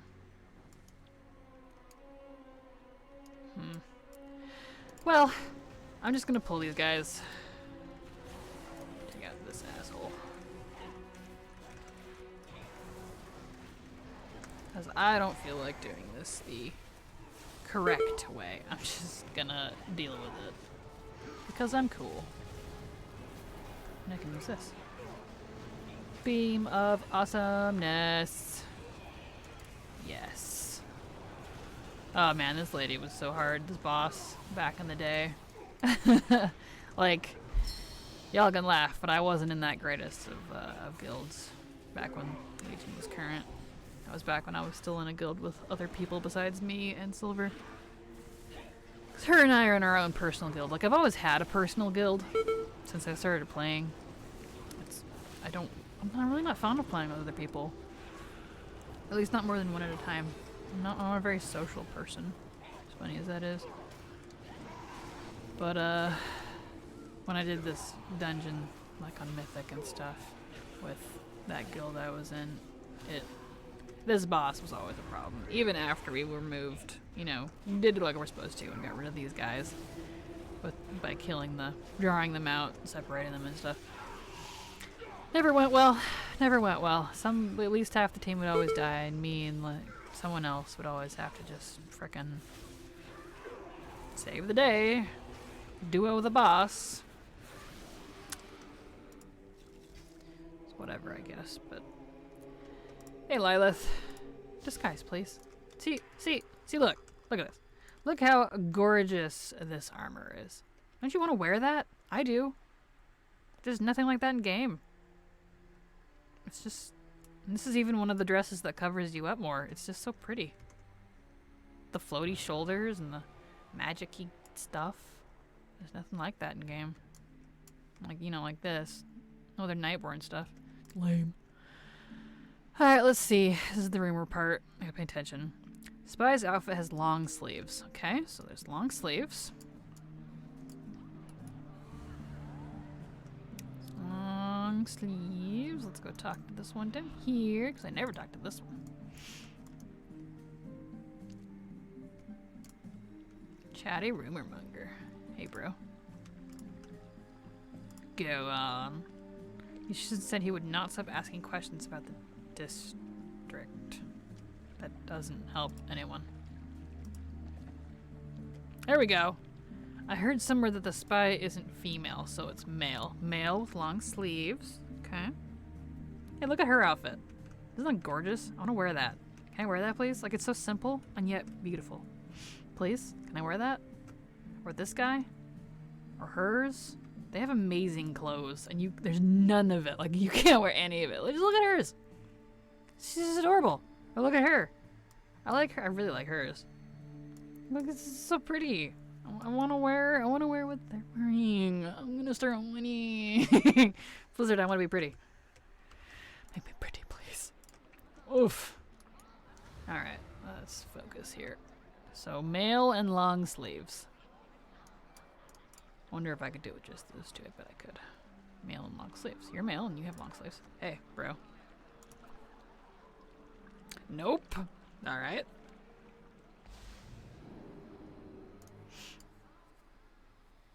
Well, that was false. What do you mean I don't fit in? Oh, thank you, Lilith. I'm a beautiful woman again. My inner self, apparently. Okay, well, whoever talked to those two, let's go over here. There's only so many it could be. Up the stairs we go. Hello, lady. Tooth Stealer? My pet's name is Tooth Stealer. Alright. Let's see. This guy is a guy, and he has long sleeves. Hey. Yes! There we go. That's better. Now, let's not be hasty, Voslorn. Why don't you follow me so we can talk about this in a more private setting? I mean, I'm down. That sounds hot. Ooh. Mr. Suspicious Noble and your sexiness. Funny hair. And then, dun dun dun. Oh no! He's a dreadlord. Equally as hot, right? Right. Gurnith. Your name is Gurnth? Garanth? Garanth.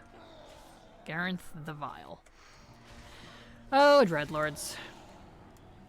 Give me those keys. Dreadlords would be cool. I would totally play a dreadlord. Just saying. Dreadlords are neat.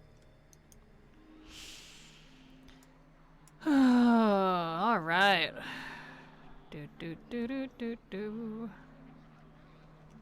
Open this door very slowly. Must you leave so soon, Grand Magistrix? Do you expect me to waste time chattering with vapid nobles even as my enemies close in? Look there, you fool. We're not alone. Dun dun dun. I am here to save the day. Impossible! My guards would never permit such an intrusion. And yet, here I am. Hello. Yet another failure, Melandris. Consider this your chance to correct it. Dispose of these outsiders. I must return to the Nighthold, where I can do my vampire powers on the Nightwell. Alright, Advisor Melandris. I've soloed this guy a couple times. I mained Marksman Hunter back when this was live, and this was another boss. My guild was not very good. We did not do great at these. Because we didn't have great healers. Like, and I'm saying that as a long experienced healer. I mained healer all throughout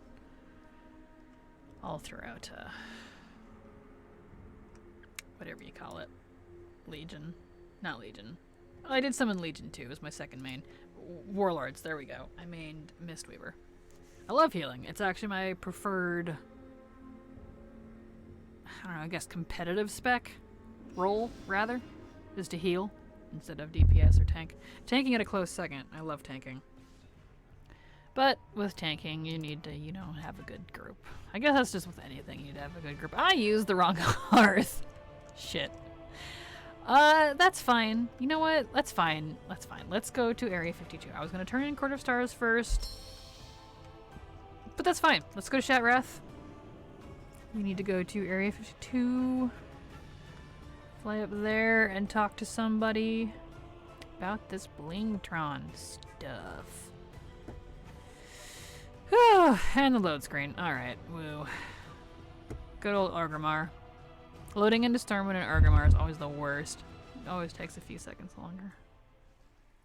I play on high and full pop servers. They used to be medium back in the day. Where am I going here? It's... There it is. Nope, that's not it either. Crap. Which one is it? It's this one. No, that's Dalaran. Crap. I always get so turned around in here. Yeah, it is this one. Okay. Shatrath. Sorry, it's a circle, so I get really confused. I don't think in circles very well. At least not with navigation. Oh boy, stretchies. I can do that when I'm flying. Whee! I'm not mounted. Oh, yay. Good old... There we go. I had to wait for it to catch up. Alright. Let's see here. Get that targeted. Get on track. And now we are in for a flight. Woo! In case you haven't noticed, I am doing this raw and live, if you will. Not live, you're not with me live now, but I'm not editing these unless there's something seriously wrong with it. I'm keeping these full and pure and open and something for you to listen to. Not necessarily to watch. Something to listen to. Kind of like Game Grumps or Evan and Caitlin as teeny tiny shoutouts. Two of my favorite, actually the only Let's Play channels I listen to are them. Game Grumps. Go check them out. They're super awesome. And Evan and Caitlin. They're also awesome. Smaller channel, but I love their Let's Plays and stuff. They're an adorable pair. Both of them were inspiration to start my own. I have always wanted to kind of do my own Let's Play stuff, but I don't really play like the variety of games that other gamers do. I just play Warcraft, and I'm often told that Warcraft doesn't lend itself to very good Let's Plays. Which I can see it. I can see it, but doesn't mean I don't enjoy it. So, I enjoy it. I think it's fun. It is fun for me. And, don't look down. Dun, dun, dun. That make any of you nervous? I know it makes Silver nervous. She hates flying over the twisting nether here. Because it's spooky. She doesn't like depth and height, I guess. Her excuse is that she was flying over this once when she was younger. She started when she was like 8 or 9. And she dismounted midair and fell to her death, and it apparently traumatized her. I don't know. But, I mean, I've done that too. Who hasn't done that? That's been playing for a few expansions by this point. It's not too uncommon, I think, to have died into the twisting nether at least once. Doesn't bother me so much, though. But I don't scare easily either. Like, I'm the person that I like climbing mountains. I like going into space. I like deep sea exploration. Like, Vashj'ir is actually one of my favorite zones. So, all you underwater haters will have to just suck it up and prepare to see that zone eventually. That area. I love that place. That's why I was really bummed when Cataclysm is not being opened as level 10 questing with the Chromie time stuff in pre-patch. Let's see here. Alright, we are here to talk to Rocket Chief Fuselage. You're hired. Let me be the first to welcome you aboard, Junior Technician 3rd Grade Voslorn. That's quite the title. We're building my masterpiece out here, the X-52 Nether Rocket. You've been building this for, like, ever. But first we need to get all the parts and fuel for it. That's where you come in. You know what? This is not... Wait a second. Hold on. That's for the questline. I need to talk to you. That's what I'm doing. I'm looking for information about the inventor of Blingtron. That's what we want. The inventor of Blingtron unit? Well now, that's quite the question. As the legend goes, he was a great tall fella, about 4 gnomes high, with big old muscly arms to lift the pieces of his inventions around. That sounds like he had beautiful purple sideburns and lightning in his eyes. Well, at least that's what my cousin Rickett told me. She knows the rest of the story. If you really want to know more, you can find her at K3 in the Storm Peaks. Storm Peaks? Storm Peaks? Storm Peaks? All right, get this flight point. I guess we're going all over the place. Speaking of Nightborn, hi little tiny Nightborn mage.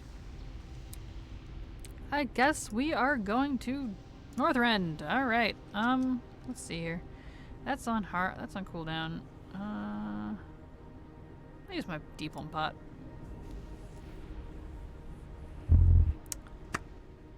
Now we get to go to Northrend.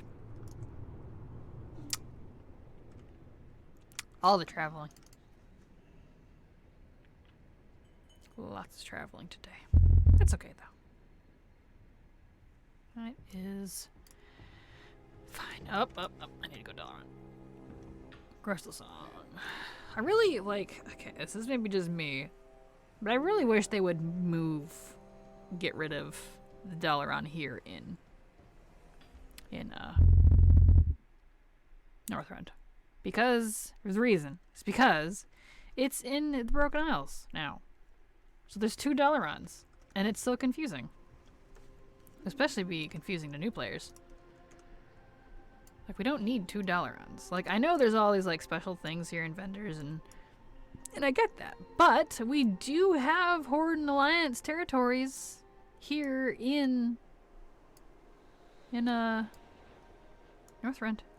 Like, we've got outposts down here in Crystal Song. We also have major areas over here in Marine Tundra. Like, we got Warsong Hold. Whoop. We got Warsong Hold. Ah, would you stab it? And Valiant's Keep. Like, put them there. Make that our big, you know, portal us into Marine Tundra or something instead of here, $1 on. I don't know. It just kind of annoys me that there's two because, like, story-wise, we moved it. We helped Khadgar move it because of Legion. And I get that when you're coming here, you're quote-unquote going back in time. But I'm not going back in time. I've done all that. Joys of that sort of thing. I don't know. I guess I'm probably one of the few people it actually annoys, but whatever. I'm looking for information. Oh, that old tale? Sure, I can tell it again if you like. Ricket raises her hands and begins to talk in a deep voice. So says the legend that he was a big fell raver with a face that could spook even old Deathwing. They say he lost his arm making the Blingtron unit, replaced it with a spider tank. Ricket begins to chuckle a bit. Actually, the last real bit of information I heard about him was from the sailor I met in Ratchet. Drunk as a skunk, but I believe there was a small bit of truth to what he was saying. His name is Chief Engineer Foot? He might be able to give you a real clue as to where you can find the inventor. Alright. Now we're going to... Okay. Back to Orgrimmar. That's why I have these deep home pots. These are beautiful. I love them so much because it makes getting around the world a little easier. So you can see how I get around. Like I did that couple portal item videos not too long ago as of this video. But I don't use a lot of that, honestly. Because I have my deep home pots and they take me straight to Orgrimmar. Almost straight anyways. And yeah, I got all the portals I need here. So short circuit. Alright. All the way over there.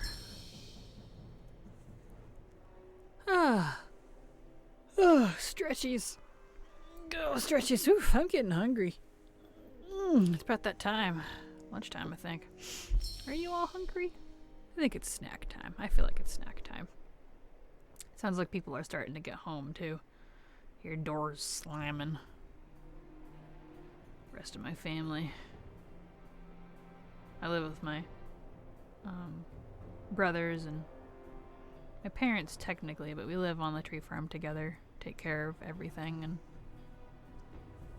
take care of all of our animals and horses and chickens and, well, horse, singular. I only have one horse now. The other one died many years ago now. Sounds a bit radical, but she was struck by lightning. You can believe me or not, but that's how it happened. She died, fried her brain. So that was definitely a traumatic event. But anyways, that's why I keep saying horses, and it's actually singular. Because I had her my whole life. Oh, that's a great note to end this on. It looks like now that we're here, we are out of time. So I guess we'll continue this later, because there's Foot. Mr. Drunk Foot. Alright, yeah, I'm gonna go get some food, and maybe you guys should too, if you've been watching me for a while. It's lunchtime. I will see you guys later. Bye-bye. Hello, everybody. I am Kraken Latte, and welcome to another episode of Latte and Latte. Silverfire Tea seems to be, she's fine. She's feeling better, but she seems to still be sleeping, even though it's the middle of the day. We kind of got our sleep schedules off from each other. So here we are. It is another solo play by me. And if you're wondering why these are coming out, I don't know. They're coming out on the correct days and things, but just kind of random content. I'm kind of trying to wait for the pre-patch. We don't know when the pre-patch is. And when the pre-patch comes out, I'm going to start my leveling series. But we can't really do that. Hey, Khadgar. And you know what? I want her shield. We're just gonna get right into this. This is World of Warcraft playthrough if y'all are new to the channel. I usually have my partner in crime here, but she is still asleep, so that is okay. Look at the Addons shield. Look how beautiful that is. They get the coolest things. Look at that sword. Can I have that, please? It's not in game. Not in game. So what are we, or me, what am I doing today? We have the Kirin Tor of Dalaran Emissary up. For those of you who don't know, when you turn that in Legion, you have a chance of getting something called the Strange Humming Crystal. A lot of people are familiar with the Paragon mounts, which is, you know, when you Paragon with like the Dreamweavers or the not the Wardens, but, you know, Dreamweavers is some of the other important ones. You get a mount, which is really cool. Kirin Tor gives you a pet. And if you can believe me, it supposedly has a fairly low drop, quote unquote. Everybody I know has it. I'm into the 400s. I have every Paragon mount in the game, with the exception of the Ankoan Waveblade one. The one from Nazjatar. But I don't have what I call the Khadgar head. And what pet that is the one... Oh, there it is. It's the Wondrous Wisdom Ball. It's the little Khadgar floaty head, and he sasses you and follows you around. I've farmed the crap out of this. Not recently, it's been a little while. So I think, since I'm kind of winding down, finally, before pre-patch, I am going to give one last hurrah before I give up on it for another 2 years. Is that Silver? She seriously get on? Right now as I'm starting this? Of course she did. Whatever. Anyways, I'm continuing this episode. She can just... I'm sorry, everybody. Anyways, I'm going to do some Kirin Tor. I'm going to do a little bit of that on multiple characters because it's actually pretty good right now. We have all three in Suramar. Like the Wind, Enigmatic, and Lay Race. All in the same zone, so that is nice. So we're gonna fly right down to Meridil here. In my fancy schmancy rocket while I take a sip of coffee. It is not morning this time, unlike my last solo playthroughs. It's about, what time is it? 4. It's 4 in the afternoon. 4 in the afternoon, which is fine. So you guys get a little bit of me. I warmed up my voice longer this time, although it shouldn't be a problem now because I'm sure if you recall past few episodes, my voice wasn't the greatest. And that was mostly due to the smoke. That was absolutely horrendous. But I want you to know that everything's fine. I mean, the fires are still going, but they're not as bad. And the rains have come. Hallelujah. So...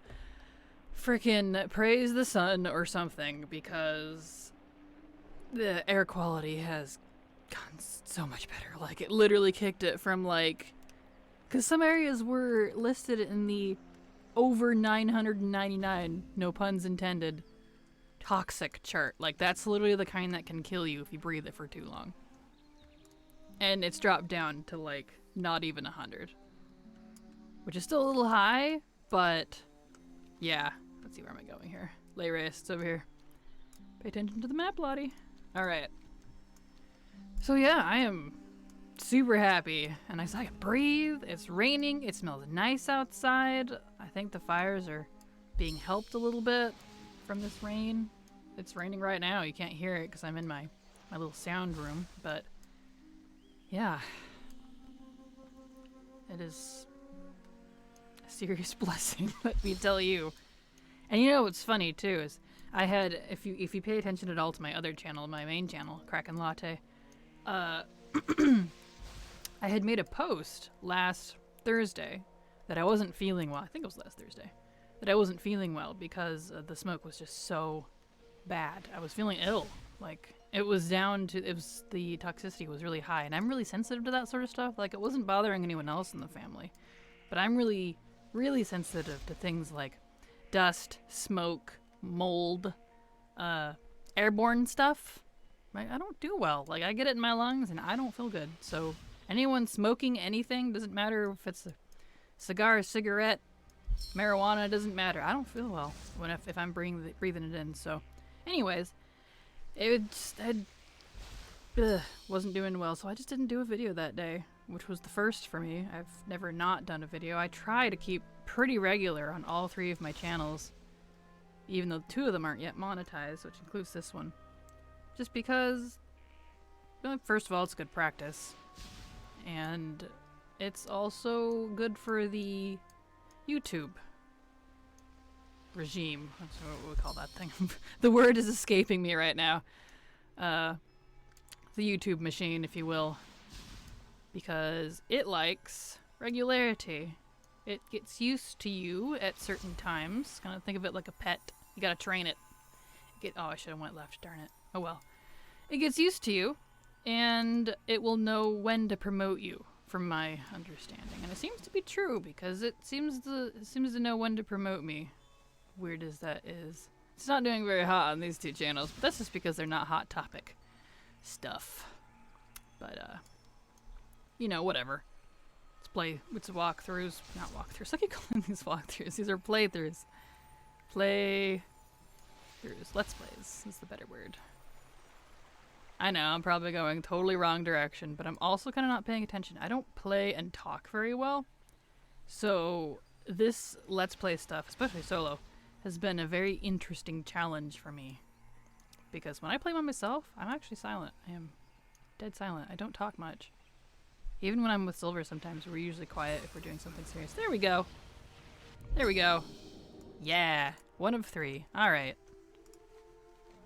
I know this is probably not the most riveting content in the world. Oh, that's where I was going with that. But that's why I try to keep regular, so the channel keeps growing, and even if it is slow, I expected slow. Like, the growth on my Latte and Tea gaming channel, excuse me, that is the growth I was expecting on my main channel, which for some reason exploded.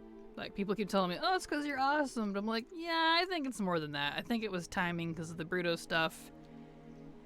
And everyone's home from quarantine, and I think it was timing. It was more timing, in my opinion. Let's see here. I don't like this thing. Get out of here. 4, 3, 4, 3, 4. That's how I remember it. 4, 3, 4, 3, 4. Okay. Get out of here, I don't like you. Oh, there's a bunch of 2s. 2, 2, 2, 2, 2, 2. Yeah, okay. Woo. 3, 5, 2. Easy enough. 3, 5. That was 4. Crap. Crap. My method. That was an easy one, too. 4, 3, 3, 3, 3. Okay, that's easy. 4, 3, 3, 3, 3. Bam. Done. What? Now we got Like the Wind. Easy enough. Anyways, I've been told by multiple people by this point that I should not necessarily give up on my Latte and Tea. I keep saying Latte and Tea. Latte and Tea channel, because A, they tell me Let's Play content doesn't do very well, which I actually disagree. So, like, the way of the world is now Twitch and stuff. I'm like, first of all, I actually don't like... oh shit. Oh no, Warning. that was dumb. And I couldn't mount or anything because he has cursed me with this. Abandoned. Well, I'm all bloody now. Sorry, everybody. You can actually do this flying. Anyways. Okay. Why is this not working? It's not working now. Now I gotta fly away and come back. Anyways. Because everyone says that live content is the way to go. Well, I slightly disagree. I dislike live content. I can't do live content, and I don't like watching it anyways. I think streams are very boring. You heard it from me. Oh, come on, why is this not working? Darn it, now because I abandoned it. Shoot. course. I watch Let's Plays all the time. I have multiple channels that I am subscribed to that I watch that do Let's Plays of various things. Markiplier, you could say, is one. He's doing really well. There's Evan and Caitlin Gaming. I love their stuff. They're adorable. Cutest couple ever, just saying. There's Game Grumps. They do Let's Plays. And there's a few more that I'm trying to think of at the moment, but I can't because I'm trying to do this. So, it's not like they're not out there, and they're doing really well for themselves. But there isn't any, and I get what they're saying, I get their concern, there isn't any, like, WoW Let's Plays. Because people say that WoW doesn't lend itself to very good Let's Plays. I disagree. I think it's more of a... Are we done? We are done. Nice, let's get out of here. Let's... I can't Dalaran Hearth. Crap. Well, that's fine. You know what? That's fine. That's fine. I'm just gonna take this. It's more of a... something to listen to rather than watch. Which is how I view it. Because when I'm listening / watching other Let's Plays, I'm not usually staring at it. I'm usually semi-listening, semi-staring. Mostly listening, really. And as they're going through and doing their thing. Because it's something to listen to. It's like having people there. Now, I'm not, like, a people person. So I don't do it because I'm lonely. It's just something to listen to. Something to be entertained by while I'm doing something mundane, like archaeology. Oh, goodness, don't get me started on archaeology. I like archaeology, but not when I'm trying to level it. I like to do it willy-nilly when it's fun. But I just spent 4 days trying to get my Kultiran, just the Kultiran segment of archaeology, leveled on my druid. Good grief. That was not... Ugh. I got both toys and both pets from the BFA archaeology, which is cool. I'm very happy about that, but I still wasn't 950. And if that number sounds a little weird, 950, it's because that's the highest you can go with archaeology. They didn't actually separate the profession like all the other professions for some reason. But archaeology required you to be to level in that zone of archaeology of which the expansion is from. That is a terrible way of saying that, but I hope you get my point. It was already kind of segmented anyway, even without it. Oh boy, I don't really care about any of these. Wardens, sure, that one's useful. Pet, please? No! Oh, I didn't realize I was that high. 453 attempts, that's just... well, okay. You're not here to listen to me whine. Or maybe you are. I don't know. Check out the druids. Druid party. Anyway. Some of my friends have been expressing concern about me doing the gaming channel because... Dead people. What's up with that? Because Let's Plays and... specifically Warcraft Let's Plays don't lend itself to very good entertainment according to them. Like, well, I think my just shy of 1,000 subs on this channel would disagree. I get compliments all the time, and I am not about the numbers. Well, would I like this channel monetized? Yes, but that'll get here when it gets here. I am not in a rush. I do this because I enjoy it. I know sometimes I'm like, oh, should I continue? It's eating up so much of my time, but it really doesn't eat up that much of my time. I record for like a few hours, and then I'm good for however many days that spans over. Like previously, I was trying to record once a month and have it be good for like a month and a half-ish. And I want to start doing that again. It's just been a little difficult because Blizzard has not announced the stinking pre-patch date. Like it was guessed from anywhere from the 15th of September to the 6th of October. So I'm like, well, it's not going to be the 15th. That's come and gone. What are we at date-wise?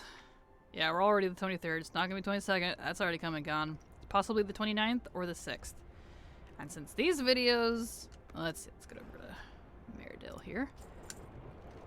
And since these videos come out on Mondays and Thursdays, I need one for tomorrow. I need one for Monday. And I'll probably go ahead and do one for Thursday. So I'm going to do at least 3 episodes in this little segment. To the first. Because I really want to do pre-patch content. When that comes out and we get ourselves kind of engrossed in pre-patch, hopefully it comes out here, not there, but we'll find out. I want to do pre-patch stuff. I want to have me and Silver running around like dorks with the Scourge Invasion stuff, and have us starting our leveling. I'm looking forward to pre-patch because, well, I don't know. It's kind of the deadline for me. I'm trying to get all my professions done. I gave up on gold farming for the rest of the other mounts. I got the big ones I wanted, like the Prutosaur and the spider and a couple other things. I didn't get everything on that list from a while back that I showed you guys, but that's okay. That's okay. Enough is enough. Professions. I wanted to level professions. Okay, let's do this time. Anyways, back to my original point. Since I am very bad at rabbit trailing, well, I don't know. Should I apologize for that? Sorry, not sorry. It's just, I appreciate the concern, but I'm not doing this for the money either. I mean, am I hoping to turn YouTube into a job? Yeah. I mean, that would be cool. Because I've always loved it. I would love to do this sort of thing as a full-time job. I enjoy it. As weird as it seems. But at the same time, if it doesn't, it doesn't. I'm gonna keep doing it anyways. Because I enjoy it. I've more than I have. Like, I get a little down sometimes, like, oh man, it's taking up so much time, but it's really not. Like, what's taking up all my time right now is college. So, and I quit my other job. I'm not a dispatcher anymore because, ironically, even with YouTube dipping in views lately like it has, my channels, I still make more than, which isn't much, mind you. I still make more than I was as a dispatcher because I was a part-time dispatcher. Sometimes full-time. It really depended on what was available. So it was kind of a, not so much an hourly thing as it was. I get paid per load, what's called load. That's which is per truck driver load, you know, when they're picking up stuff and delivering stuff. And did a lot of deliveries to the rail yard in Portland rail yard. So we did a lot of frozen food. So which went out to the East Coast. So East Coast can thank me for their peas and carrots. And I've probably said this before. I feel like I have. Might have been on the main channel. I don't know. It's been such a long time. Anyway, that is done. That is not my job anymore, which I am actually glad about because it was just really boring. Like, I didn't hate it. And Jeff, my boss, was just an amazing guy. He's so understanding. He's been the kindest soul to me. Real blessing. But I just don't enjoy it. You know what I mean? I just don't. It's just so boring. Ah, just so boring. And I am making actually more than I was with him. As weird as that is. And I'm enjoying this a lot more because I get to play video games for a living in a way. Like, sometimes it's kind of annoying because I'm like, okay, I need to go specifically out of my way to record things. I can't entirely just record me just playing because I don't talk when I play. Like, even with me and Silver, we're quiet. So I gotta, like, you know, I mean, where's the fun in that? Just watching someone play in silence for like 30 minutes? That's not enjoyable. So yeah, that's kind of what I've been up to. YouTube is quote-unquote my full-time job now. I am running 3 different channels, but it doesn't take up that much time. I dedicate 2 days a week, Monday and Thursday, to making the videos for my main channel.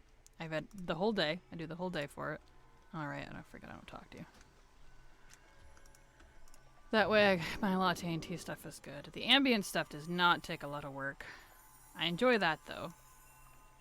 Like, everyone's like, oh, you should give up on it. It's not that great. I'm like, yeah, well, I enjoy it, so bite me. But anyway, so for all of you that are watching, I love you. I appreciate you. You make me happy, and I'm glad to have just almost 1,000 subs on this channel at all. Like, I had no idea how well this channel was gonna do. It could have either totally flopped, or like, you know, a lot of YouTubers that are bigger now try to say like, oh, if I don't get 100,000 views on this one video, I consider it a failure. I don't think so, because then it feels like those 100,000 people, sub 100,000 people that watched, aren't worth anything. I tend to be that person that thinks too deeply, so excuse my philosophical deepness, I guess. But just think about it. Every view, with the exception of any that might be a bot or something weird, that's a person. And when I have like 800 something whatever people on this channel, whatever it is now, I haven't looked in a bit, that's like the size of the small town that I live near. That's a lot of people if you really put it into perspective. And I appreciate that. I appreciate every one of you that watch my content. I value that. Because I had thought about briefly, I was talking with someone in my Discord, that they said, you know, maybe you should lay off on the latte and tea stuff for a bit. You know, they love my content. It's not like they don't. They were just concerned for me, wanting me to, you know, try to get some time to myself. I'm like, well, I would like that, but it's not really what's eating up my time, first of all. And second of all, I would disappoint, you know, as weird as it sounds, my fans. I have a very small town's worth of people that watch me on this channel. And I love every one of them. Oh no, did I not? Shit.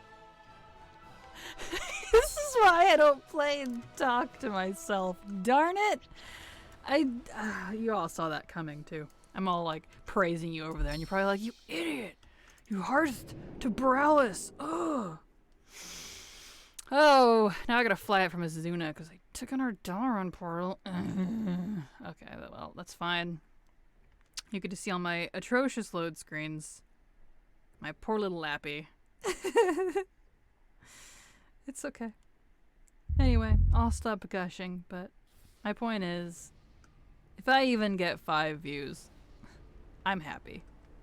Like, that's 5 people, if they actually watched it, that is, who took the time to watch it, hopefully enjoyed it, maybe left a comment.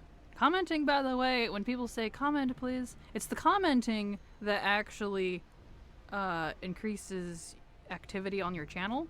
And when the algorithm, that's the word I was trying to find earlier, algorithm, the YouTube algorithm, comments please the algorithm, whether they're good or bad, it doesn't matter what the content is.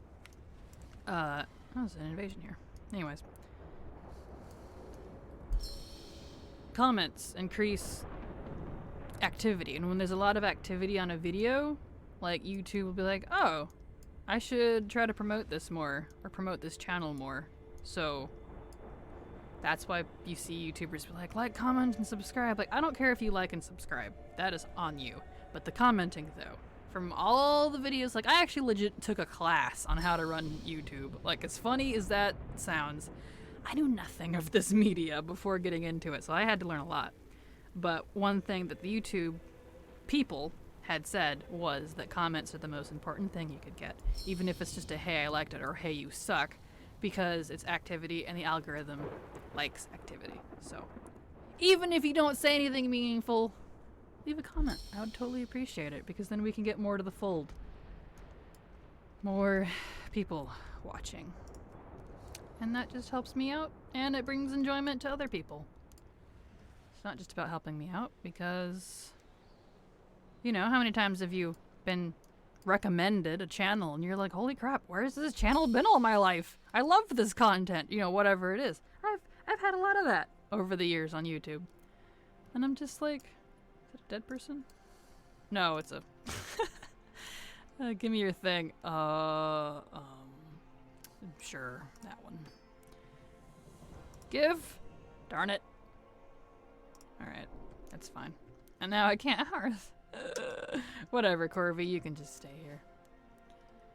But anyways, yeah, so leave a comment if you would. Doesn't matter what it is. You can say hi, bye, you can tell me about your day. I actually do read not all the comments on my main channel, but on this channel, since I'm not getting like thousands of comments, I do read all of them. I read as many as I can when I have the time. So say hi.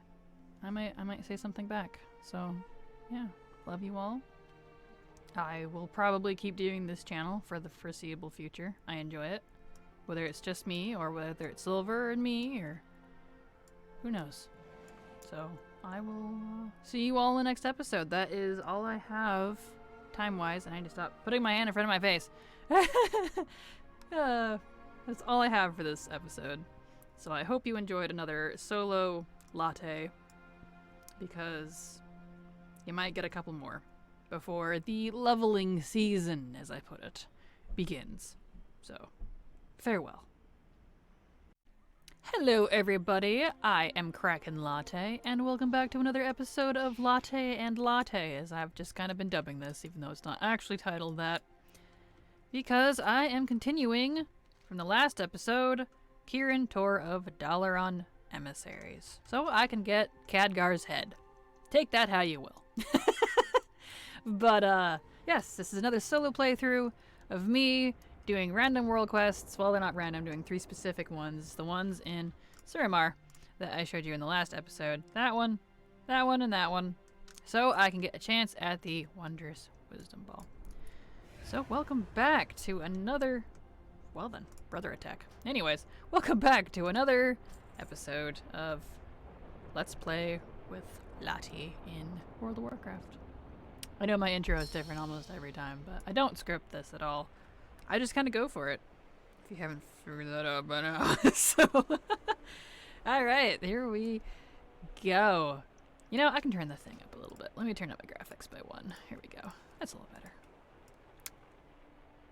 I can play on like 10 graphics. I don't have scrubby equipment really, but when I run OBS, it makes me lag.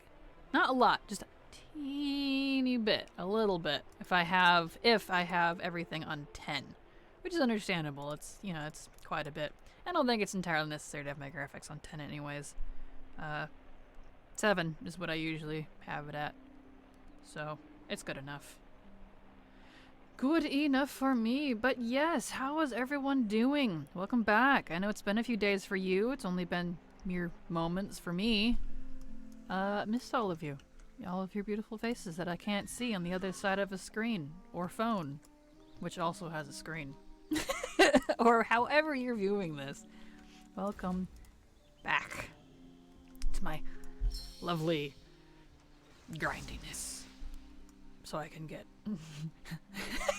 Should I just call this grinding for Khadgar's head? I mean, that sounds kind of wrong, and that's not quite the persona I want to emulate, but here we are. That's what I jokingly call it, behind the scenes with me and Silver. Khadgar's head. I mean, I said that in the last episode, but, you know, I'm grinding for Khadgar's head, so here we go. Oh... But how is everyone doing? How's your day? Where do you live? I mean, don't tell me where you live. Do you have fires over there? I mean, how's your air quality? Mine's going great. Mine is doing good. Fires are getting better here. The ones near me have been put out entirely, so that's nice. The ones up near Portland in that general vicinity are still going, but not as bad. Not as bad. They're getting down there. I mean, they're still bad, but you know, it's getting better. Oh boy. But I know I am excited for pre-patch. What about you? I know I am. Like, and just real talk here for a moment. So much mixed feelings going into the pre-patch. Like, a lot of good and a lot of bad, in my opinion. Just mine. Are coming. Like, A lot of good, a lot of bad. Just, so it's mixed feelings. Like, I'm so excited for the new content and for the new customizations and the new leveling squish and system and being able to mog to anything from classic to, well, from vanilla rather is a better term, to BFA once you hit level 10 in the 10 to 50 range, which is pretty cool. So that'll be nice, and being able to level wherever, mostly wherever I want, not whatever zone I want, but whatever expansion continent area I want at least, except for Cataclysm. Still mad about that, and I always will be. But, I'm excited for that. That's gonna be fun. But there's also a lot of, like, nerfs and things, and items being capped at 49, so, like my Sky Step, if I could speak proper English here, Sky Step potions, and Draenic leaving action potions, and the Stealthman 54s, and a whole bunch of stuff like that are being level capped at 49. It was 50, which I was still irritated about, because I like using a lot of utility items. I like using all that stuff. But, and for some of it, there's not replacements in Shadowlands, so you can't be like, oh, well, you know they're going to replace in Shadowlands. I'm like, I've been on beta, I've seen the professions, and unless they're still adding more within the more recipes in the next 30 days, some of them aren't getting replaced, so I'm a little sad. Like, I was going to cap characters at 50, so I could do kind of like twinking, if you will, because that would be kind of fun. But now these items are, and a lot of other things are like this, bumped down to 49 for some reason. So characters I've already leveled instantly won't be able to use a lot of the items I have in my guild bank on pre-patch day. So I've been selling a lot of it because I'm like, great, I can't really use this. Like, sure, my Loamm levels can use them while I'm leveling, but all my current characters, and you know I have a lot of characters, I had some of them already picked out to twink. They were gonna stay capped at 50, which is 120 right now in case you're watching this before pre-patch comes out. And I was just gonna leave them there, and that was gonna be fine. I was fine with it because I have more than enough characters to go through Shadowlands content, and at this current time, besides a handful of characters I'm really excited for, I don't have a whole lot of reason to get all of them into Shadowlands just yet. So I'm not sure about that. Wow, I did that fast. Neat. Let's fly over there. We'll just fly the old-fashioned way and see. It's probably not faster, but you know what? Here we go. Well, yeah, it's fine. I'll just zoom out here and get a beautiful shot for you while I'm blabbering. In fact, let's turn up the view distance. Boop. Doesn't change a whole lot, but it's okay. But yes, I'm a little irritated about that. Like, I'm fine with the heirloom changes. In fact, you'll be able to use some of these special heirlooms. Let's see, heirlooms. Like the trinkets and things, like these here from Warlords of Draenor. You can't get them anymore, but they were special dungeon trinkets. You'll be able to use those from 1 to 50, which will be nice, because right now they're capped at, I think, 110. Like, you can't even use them till you're 110 or something. 100. There it is. It says right on it. I don't know why I'm pointing at my screen. You can't see it, but 100 to 120, which is kind of annoying because you don't really use it at that point. And the other one is the weapons from Pandaria. I only have Hellscream's Doomblade because my guild really petered out in Pandaria, the guild I was in at the time, and they refused to raid and they all disbanded. So that was great. I get in a lot of guilds like that, so I'm not in guilds anymore. But anyways, I digress. You'll be able to use these from 1 to 50. So I'm happy about that. I'm fine with the set with the rested bonus instead of the XP. It's still XP related. Everybody's kind of mad about it, but I'm fine with it. I mean, heck, we're gonna be able to level from 1 to 50 in like a Blizzard is saying around 10 hours. Whereas they were saying like the average player takes 24 hours to get to 120 current day, which I get, you know me by now, if you know me, that is. I get to 120 and a half that time, so. I got excited for a second. That makes me sad. Well, next character. In fact, I won't even hearth. I don't need to. I'm just gonna log out. Make this faster for you. Jess. But yes. So I'm fine with the heirlooms. Like, that's cool. I like that change. I'm fine with it because I know of possible ways that I can, I wouldn't say abuse, but creative use of mechanics it, if you will. So, and of course people were mad mainly because this doesn't help their main so much because you have to build up rested. But it's going, if you have the full set, it's going to reduce how much you use, if that makes sense. Like the duration of it by like 60% or something. Doh, get out of here, Shadow and Light. I'll deal with you later. We're in a important moment. I haven't logged onto all my characters in a while on this computer. So when Shadow and Light gets updates, it's all like, you need to reload. I'm like, really? Why do I need to reload? Like, I just loaded in. Isn't that counting as reloading? Whatever. Anyway. So, I'm fine with heirloom changes because I have a lot of alts and you can't even, like, people have been like, you can't use it in Shadowlands. I'm like, well, yeah. You've never been able to use, wow, it's all the Death Knights. Oh, it's because I haven't done his questline stuff. I have his real question mark, right? Yeah, okay. Oh no. Well, that's fine. Heirlooms never get unlocked for a new expansion until about halfway through that expansion anyways. So, I don't know why everyone's like all up in arms about that, because that's kind of always been that way. You've never been able to use heirlooms in the new expansion zones on the day of the expansion launch. I mean, you can use them, but I mean, you don't get the XP bonus type thing. Like, that's, you can't say, oh, you've never been played. I've been playing since MOP, Mr. Pandaria, so I've been around. Been around a while. My coffee is cold. Blech. Whatever. But anyways, I'm fine with that. But there's just a lot of like little things. Little nitpicky things that are being changed or nerfed or removed or level capped at 49.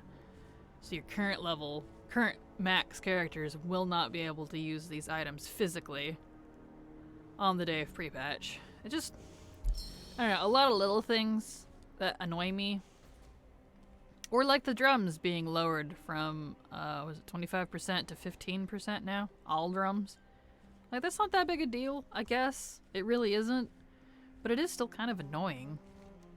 Because I get it if they don't want that to be like that in raids. But here, since I'm on my tangent, here's kind of where I look at this.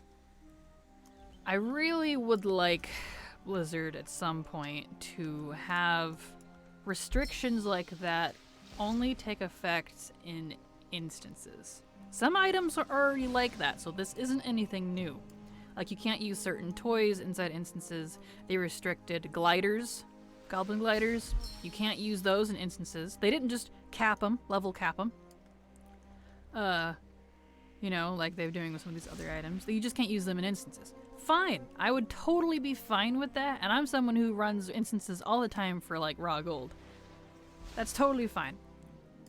But I don't like it because what they're doing now is because everybody's affected. Doesn't matter what kind of player you are. PvPer, RPer, PvEer, Raider. I mean, I guess that's PvEer, but you know what I mean? Like, or like the, what was the one? The Dark Water Potion? It's the one that turns you into a Jinyu for 8 seconds. I literally was going to, I have this plan, so this will be a teeny spoiler for all you lovelies, to make a quote-unquote how to roleplay as other races, as non-playable races, title pending. And what it is basically like all the different items that I could find that you can use to steal the appearance of, because it turns you into a non-playable race, like Naga and Ogres and Jinyu, like the Dark Water Potion. Well, now the Dark Water Potion is no longer usable above level 49. So all the people, and I know there's people that do this, I've seen them, who RP as Jinyu can't do that unless they make a low character specifically for that now. That's the type of thing I'm talking about. Like, I get that they probably didn't want us to use it, like, in raids or something, since that's where a lot of the changes seem to be stemming from. But now, the RPers take the hit as well, which is a major shame. And now that footage, for me, is basically useless unless I put the, well, as long as you don't level past 49, you can do this, and that's just kind of a Debbie Downer, you know? So that footage is wasted now. That video was already, like, kind of not half done, but in the process type of thing. Anyway, I know I'm rambling, but I hope you get my point. I would like them to separate open world stuff from instance stuff in terms of use. Like battlegrounds and arenas. There are a lot of items you cannot use, or they deactivate, or whatever, when you go into one. They do some smaller things like that with raids. Why can't they do that with all these types of items that they end up nerfing? I mean, I would totally be fine with a almost anything goes in the open world. Okay, I gotta focus on this. 4, 3, 5, 3, 5. Because this thing on the left here. 4, 3, 5, 3, 5. This thing over here is useless and it doesn't help me. 2, 3, 3. Oh dear. Oh, visual 3. Yep, there we go. Okay, one more. 4, 3, 5. 3, 5. 4, 3, 5. 3, 5. There we go. Anyways. Yeah, because, I don't know. There's really, everyone says there's like 2 different types of players. There's a PvEer and a PvPer. Well, I think it's a little more complicated than that. There's RPers too. Everyone forgets about the RPers. Like, role players, you can knock them on all you want, but they make up a good chunk of the player base, and they're often the players that keep playing when there's content droughts. When the raiders have fallen by the wayside and the PvP seasons are over and stale, the RPers keep RPing. So they're kind of like the silent backbone, in my opinion. That's when everyone's like, oh, my server's so dead. It goes from high to low like every other month. And I'm like, well, my servers don't. They're too full now, in my opinion, which is kind of frustrating. But, RPers stick around. A lot of RPers stay. And because of our peers liking to do what we do and turn into other things and use open world stuff and... Did I do it again? I did. I did this last episode too. Gosh dang it. Shoot fire heck, as my grandma says. Now I gotta go. I'm sorry. Now you gotta see all my crappy load screens again.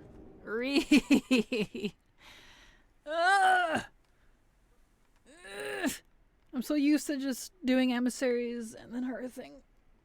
Stretch of annoyance. Whatever. Anyway, my point is, I'll stop rambling on this silly topic. I would like them to separate that sort of thing and just, instead of like level capping them or nerfing them to the ground, just deactivate them in raids or something. I don't care. Like, a lot of it too, for some reason, seems to be they don't like us using older content items in the new content, new expansions content. I don't really know why. I've never been able to see why that is. Like, I don't certainly share that view because I think it's a waste of developer time. And before you get on my back on not, saying you don't know how video games work, I actually do, because I have had in the past writing jobs for smaller game companies. It's small, mind you. I don't know how Blizzard specifically works. But, because I'm a writer, and that's why I'm getting a degree now, so I could get into something like that as an editor or something, or a quest designer. That would be fun. So, but I've had smaller jobs like that in the past. And developers and content creators don't, at least in the small world, don't just work in one area. They kind of help each other out in every area. And developer time can be wasted. Like, I don't like that some items that took time and somebody, put the effort in and it was working, it just gets A, taken out, B, nerfed to the ground so it's pointless, or C, level capped so current players who have already leveled, which you can't undo your level, mind you, not really, don't get to use those items anymore. I like having a plethora of items. Darn it. Got all excited. Still. 156 attempts. Still. Oof. On to the next character. I know. Don't take me as, doing a lot of complaining necessarily. I just wish there would be some changes to that sort of thing. Is it gonna stop me from playing the game? No. Is it gonna make me hate the game? No. I just wish that they would, when they make things like that they keep it. Or if it needs to be restricted, restrict it in the areas, instances that they don't want it used. Not by level, because it's kind of painful for people that like using those items. I like having a backlog of items that are just super nice and fun to use. Handy. They're like, oh no, we can't get out of the situation, what do we do? And then Jerry comes in being all like, I know what to do. I have this item. Da da da da. Pulls it out of his pack because he's that one guy that carries everything around. We all like those people at the end of the day because they can pull out an item to save us. Look at that. Well, we can't really do that so much anymore. A lot of the items that I like using are being level capped. I was fine with it at 50, but now my current characters can't even use it. Whatever, let's get off that horse. We're not about complaining. Not that I'm really complaining, I just wish they would change it. It's kind of an annoyance, if you will. But, yeah. So that's what I mean from, 15 minutes ago of me whining about this. I guess I'm whining, I don't know. That, that's what I mean by mixed feelings. There's a lot of cool stuff coming, but I'm also losing a lot of stuff, too, that I'm not going to be able to use. It's being nerfed. It's being taken out entirely. It's kind of one reason why I'm never excited for class changes. I don't bother with those anymore because I don't care. Because it's like every expansion, Blizzard reinvents the wheel, quote unquote, by redoing all the classes. Kind of on that note, since we're on a similar topic here, something I wish they would do is instead of radically changing all the classes every expansion, what I would like to see is that they get them into a very bare bones state that functions fine. Doesn't even have to be super duper balanced because that's not where the emphasis is. And the base class doesn't change. What does change, and what gets adjusted and updated, is some sort of power progression talent tree type system. The external stuff. And it's not removed every expansion. This is where they could put their time with for example, let's look at the three most recent expansions, Legion, BFA, and Shadowlands. Everyone's gotten used to the term since Legion, because Legion started it. Well, kind of. There was some things in Warlords too, but they were pretty minute that no one really remembers. Basically, Legion started it with borrowed power. And that's such a lame term. But do you know why they call it that? Why everyone's been calling it that? It's because in 2 years, it's not even going to matter. Artifact weapons, Artifact powers and legendaries from Legion. That's not really good anymore. Artifacts were dead entirely at the end of the expansion. And that's another thing that's being changed. Your Legion Legos, those will stop working come pre-patch. And I don't mean like level capped, I mean entirely. You can't even use them in time walking anymore, which is super disappointing because that was really fun to gather up all these cool Legos, including old weapon legendaries from past expansions, and the Pandaria cloak if you have that. That was really fun, but you can't do that anymore. That'll be gone with pre-patch, which is a shame.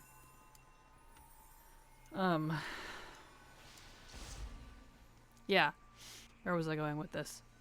Oh yeah, class changes. All that sort of stuff. BFA, let's see. Let's look. Corruptions, essences, Azerite gear. None of that's gonna really matter in Shadowlands. Like some of corruption's going away entirely, so that will be pointless. Let's see. Essences. You'll still have them, but I think they're level capped, I think is what's happening to those. And Azerite, I think, is staying until launch. I could be wrong on that, but the point is, most of that's not really going to work after a certain period of time. So all that work that they put into it is lost. Pointless. All the work we, as players, put into getting it doesn't mean anything anymore. And you all might not be like, yeah, whatever, it's not a big deal, but one of the reasons I play World of Warcraft specifically, like, is it the best game on the market? Probably not. Are there other games with better systems? Sure. But is continuity. And what I mean by that is stuff I did 6, 7, 8 years ago still matters. This mount I'm riding, that was hard to get back in Mists of Pandaria. I didn't get it, personally, because my raiding guild that I was in wouldn't do achievements. But for those of you that did it, when it was current, and it doesn't matter when you got it, you still have it. That's not going away. The character you leveled 4 years ago, unless you deleted it, it's still there for you. You don't lose those levels, with the exception of the level squish, but you're not really losing levels there anyway, it's just being adjusted. 3, 5, 3. Sorry, I kind of have to concentrate on this one. 4, 3, 4, 3, 4, 3, 4, 3, 4. Okay. Anyways. The game has a lot of continuity. And yeah, you quest through certain zones and you see that story on your character and you get achievements and it's still there. You keep that. That's not going away necessarily unless something's wrong with it. But recently, last couple expansions, Blizzard's gotten into this mind that that they gotta reinvent the wheel and to keep people interested rather than focusing on core gameplay issues that last beyond the expansions. Which they are, so don't say I'm not counting what they have done. They've already made a huge step forward with the character customization and level squish and stuff. But on the level squish note, I am not going to Hearth again. I'm going to fly over there. But on the character, the level squish note, like how many more expansions are we going to have to wait again before they level squish? Like they redesigned the leveling experience so you can level virtually wherever you want. And they can just lump in, say, after Shadowlands. Shadowlands will become part of the probably 1 to 60 range. So in the 10 to 60 area, that's when you can level whenever you want after Shadowlands, assuming that they tack on those 10 levels. But that's kind of the problem. We'd be going back into the... Eventually, we'll hit 120 again, or something. See what I'm saying? Like, I don't want them to take out leveling, but since the game is old and it's existed this long, I want it to keep existing, but I gotta relook at things on how things are designed. Simply because we're gonna just have to get all squished again. and things get taken out and redone, and they don't have to do some big power every expansion to keep people's attention. Like, I disagree with that mentality. Like, is it fun for a while? Sure. But I'm not interested in it because I know I'm gonna lose it quite quickly. But my original point, kind of where I'm circling back since I'm very bad at rabbit trailing, is classes. I wish they would do base bare bones class that doesn't get changed ever. So that part, you always know it's there for you. You get it. And then everything they add into it, like my point with the external powers like artifacts and corruptions and essences, is what's built into the system of the talent tree. That's what gets changed every so often. Yeah, still no. But anyway, I didn't mean to rant on that this whole episode, but I guess this is kind of one way for me to get my opinions out without too many people hating on me, because I seem to have minority opinions more often than not. But anyways, I will, looks like other people are doing this too, talk to you all later. Goodbye. Hello everybody, I am Kraken Latte, and welcome back to another episode of Latte and Latte. It's just me again today. We are continuing from the previous 2 episodes in World of Warcraft on our current tour of Dalaran Emissaries. Trying to get that wondrous wisdom ball. Haven't gotten very far because, you know, it takes some time and I'm blabbering and getting myself lost and confused. So, welcome back everybody. I missed your faces. Just like usual, this was recorded in succession. So it's only been a few moments for me, but I know it's been a few days for you. So, welcome back to the party. Welcome back, Reno. I'll try not to be talking about class opinions this time because it's not why I play the game. I'm not that excited about that stuff anymore. So you know what? Whatever. Oh, but what are we gonna talk about this time since it's just me? I gotta talk to myself for 30 some odd minutes again. Well? Oh, I know. Last episode was me kind of being like, man, they're taking stuff from me. So let's talk about what is coming. The good stuff this time. So, yeah. So last time was a little negative, maybe? I don't think it's too negative, just things I wish they'd change. But this time, let's look at what is coming. Character customizations, that's gonna be awesome. Oh, I'm so excited for all the character customizations. Oh, and I couldn't find the tweet, but I had seen it at one point. It's somewhere lodged deep in the Wowhead news. But Blizzard had said, supposedly, that since the character customizations were being received so well, they plan on doing more of them sometime after launch of Shadowlands. They'll focus their attention back on it and add more in. And I'm like, please do, holy moly. Ugh, poor WoW. Like, I love my WoW characters to pieces, but they're so samey after a while, you know? Like, compared to a lot of other games, modern games, I was kind of behind on certain things. Character customization is one of them. Like, they've always said they wanted to do it, but they just, you know, either didn't have time or it wasn't relevant. And I'm like, character customization leads a lot to the game. Like, it really does. Especially for a first-time experience. Like, character customization is awesome because it's how you're kind of expressing how you want to look. Expressing yourself, as I say. Defining your appearance. It's you know, it's kind of like an alter ego. Think of your little character here as an avatar of you. This is something you liked, you thought looked good, and put together. And you thought it was new. Uh-oh. Oh no. No. No. Okay, I thought I was gonna DC for a second. My internet's not... Whoa! My world is 1800. Oh dear, let's hope that changes. My internet's not been very good today because it is really storming outside, and those of you that don't know, I play on a hotspot because that is what I can get out here. And no, believe me, I have tried everything else, it just doesn't work. So, It's what I have, what I gotta deal with, which is fine. I was a little concerned there. I was like, please don't DC. Please don't DC. But no, I think we're fine. I think we're fine. Anyways, yeah. What was I saying? Character customization. I think it's important. Not just for our peers, but, you know, I mean, how many games have you played and spent like 5 to 10 minutes, maybe even longer? For me, I spent like a couple hours.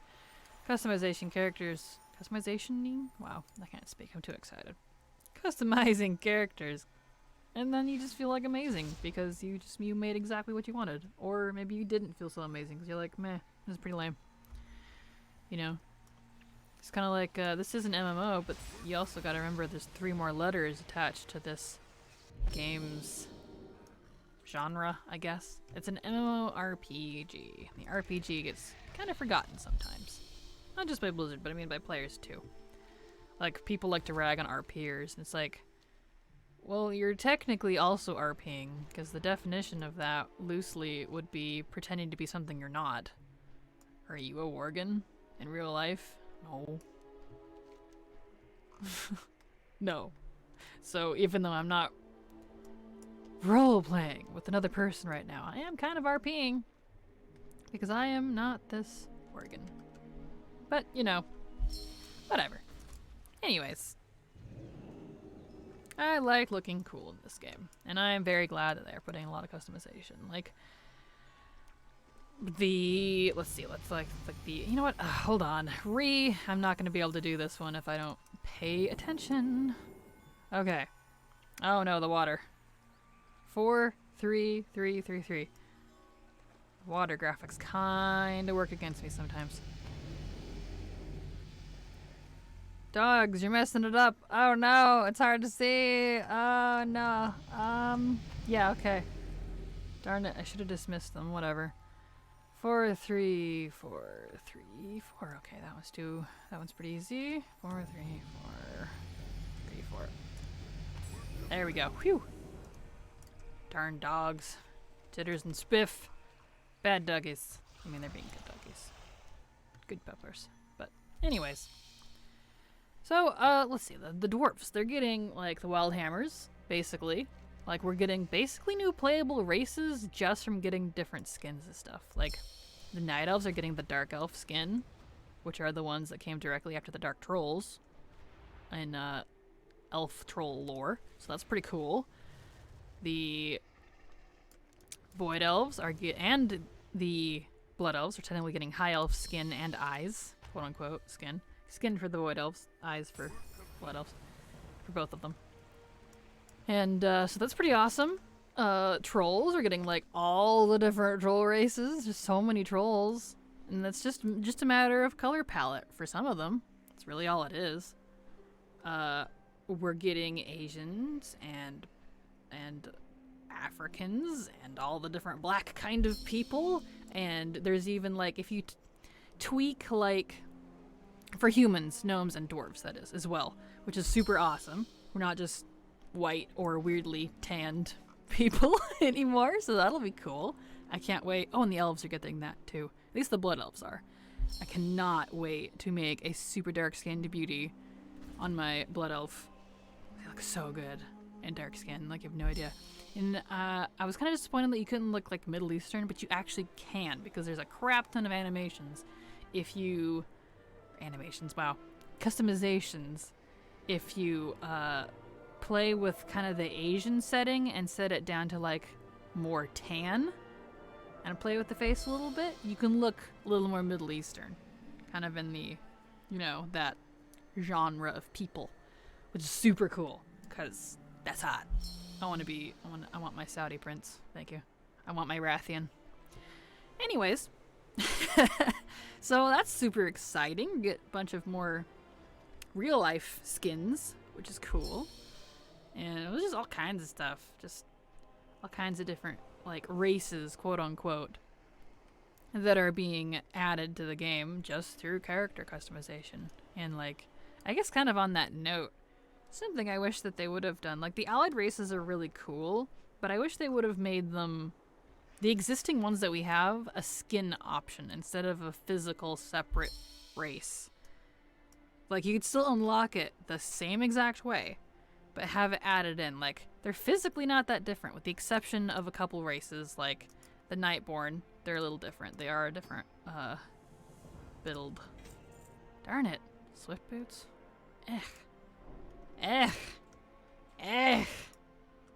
Next. Anyway, next hunter. Yeah, and then I wish they would have added like allied races as in literally a physically separate race, because a Lifer is Draenei and a Draenei. They're both Draenei. It's the same race. I guess it comes down to one of those race arguments, like, in my opinion, there's only one race on Earth, and it is the human race. Doesn't matter what color you are.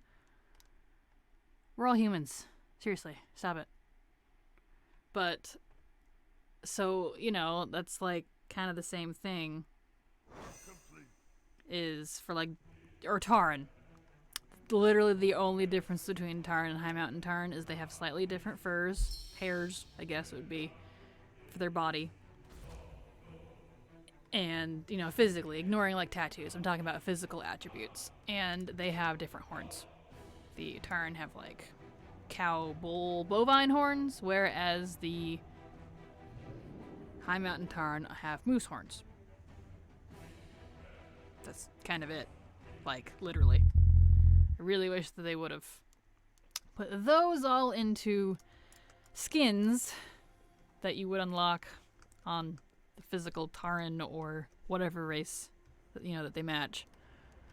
And leave allied races for completely new species.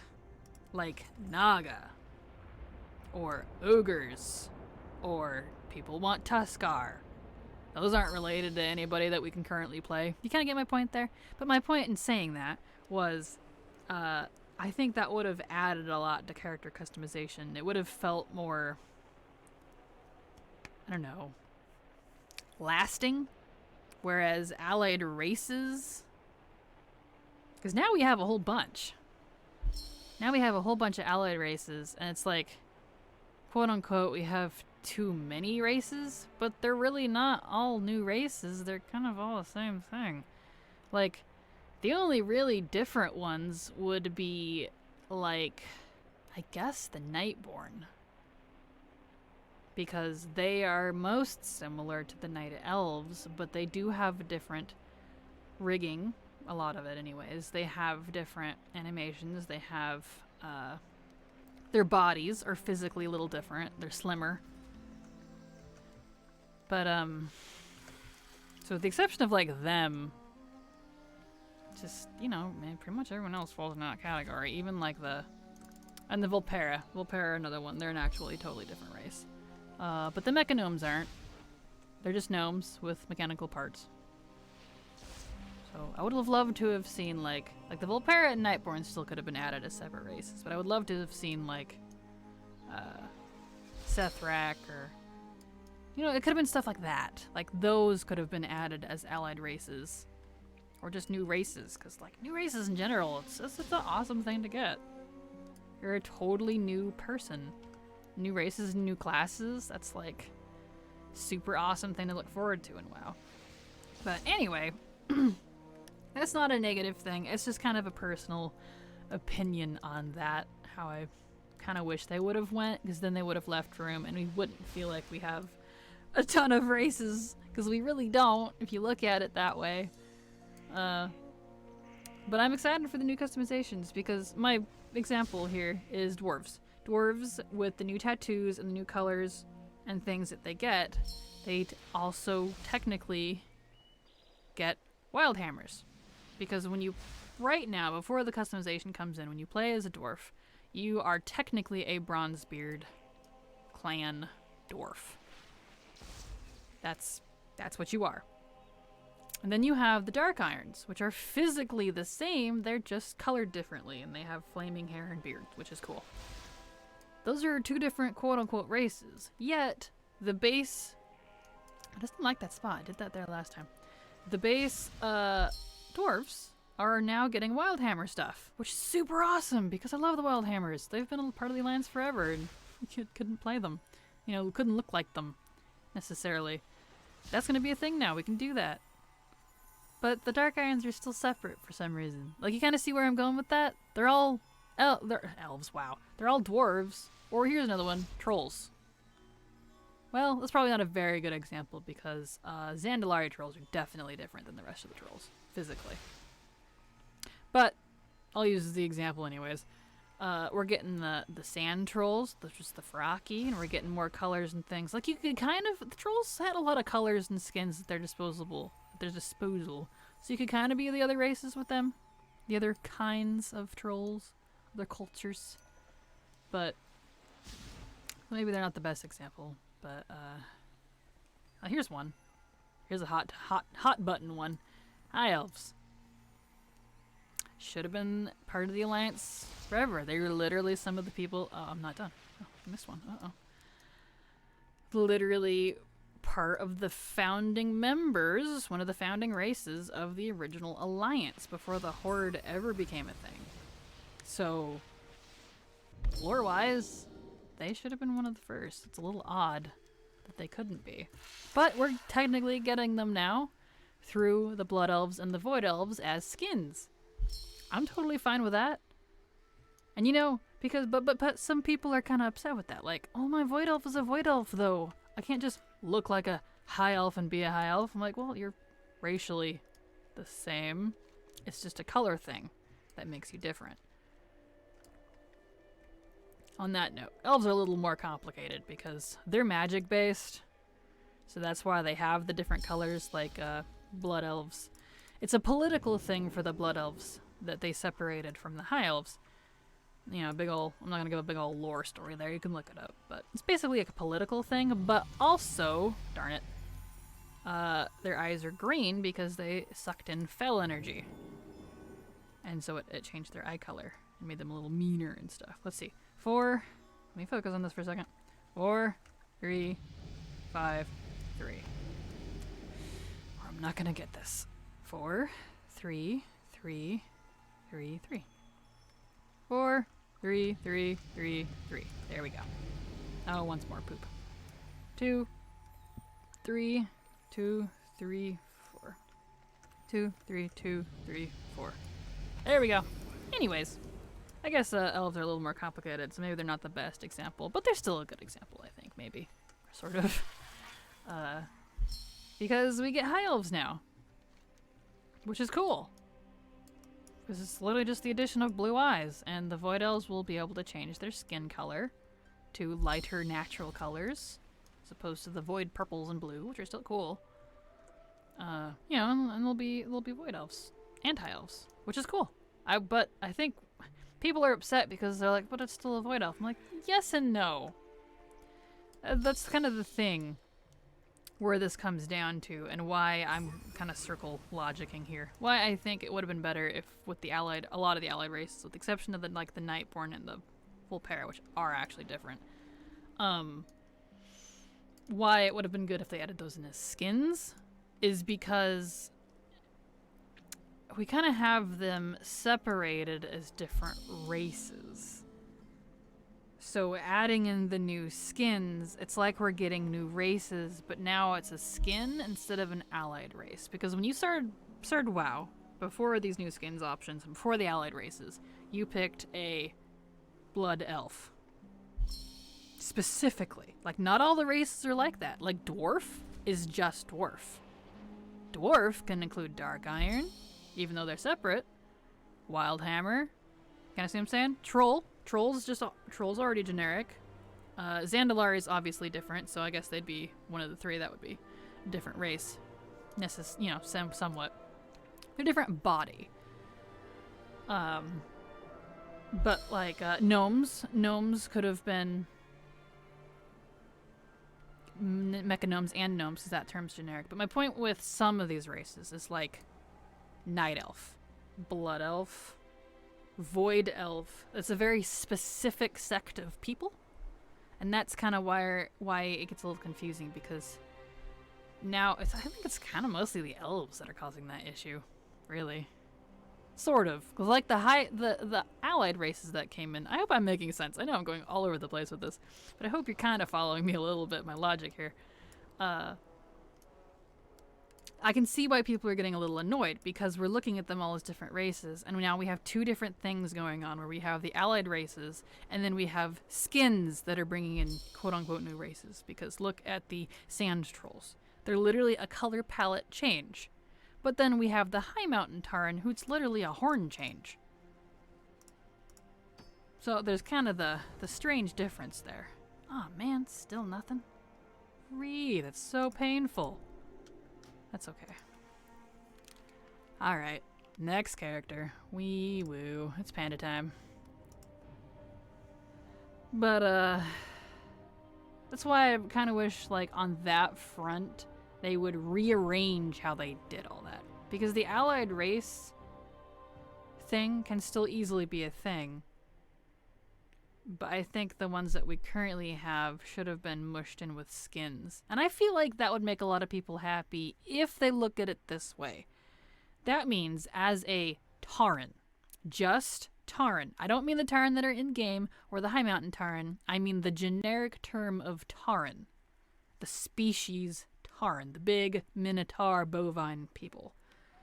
You would have the option to be a Mulgore Tauren, or you could be a High Mountain Tauren, like those different skins and horns and tattoos, and perhaps in the future they could add the Tonka from Northrend, or the Yongle from Pandaria. They're all of the Tauren species, but they're different customized races, if you think about it. Like, how cool would that be? And there wouldn't be this race role confusion because it's just a Tauren. You're just picking Tauren. Kind of like Gnome would be another one that would have worked easily with that. There's mecha gnomes, and then there's regular, I guess, what would you call them? Let's see. Let's look at this zone over here. They're just gnomes. Gnomeregon gnomes, I guess. But you get my point. And leper gnomes. A lot of people want to play leper gnomes. So, if you choose the race, use that word specifically here, race of gnome, you could have the options, the customization options. Even if you have to unlock some of them, fine. That's incentive for people. You could have options of, regular type of gnome, of varying skin colors, which is awesome. You could have mecha gnome optimizations. You could be like, oh, I want mechanical legs. That's super cool. So you could become a mecha gnome. Or you could be a leper gnome. All under the race of gnome. So you could be like a mechanical leper gnome too. If you think about it, you can combine stuff. And that would be super cool. That's what I want. I think that would have been easier for Blizz. I feel like. I don't know how they do their systems, mind you, but this is just from my opinion. I feel like that would have had a better impression on people if they go to pick their gnome, for example. Or we'll go back to Tauren. And they're like, oh, that's cool. I could have moose horns and like these sick tattoos if I want. What do I have to do for that? It says it's locked. Well, we see that in a lot of games. Skins are always locked behind something. And of course, this wouldn't be behind a paywall necessarily. It's just like, oh, well, you need to complete this quest line since reps are being removed for allied races. And then you can unlock moose horns if you go save Ekiro, and then he'll bless you with his moose horns. Or it was technically from Cenarius, you saving Ekiro, but whatever. From Holn High Mountain, back in that history. If you go relive the history with Holn High Mountain, you can unlock, the moose horns and all that stuff. And players be like, I have to go unlock that, huh? But guess what? You're still playing as a Tauren. It's not a completely separate character. That is kind of the rub for me. I've, been playing this Tauren character since vanilla, we'll say. I haven't, but theoretically. And the High Mountain Tauren are super duper cool. I've always wanted to be a moose. But they're a completely different physical character that I'd have to create, which means I'd have to give up my current Tauren. Yes, you could race change, but that's behind a paywall. That stings. You know what I mean? I hope that's making sense.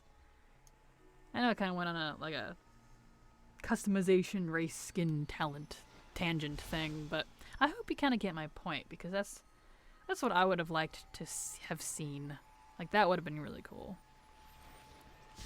And then the Vulpera, the ones that are actually physically different, like the Vulpera, I know they're quote unquote a goblin reskin, but they're not actually a goblin. They're a fox person, which is different than a goblin. They're not related to the goblins, to my knowledge. So, whereas like, gnomes and mechagnomes are the same people.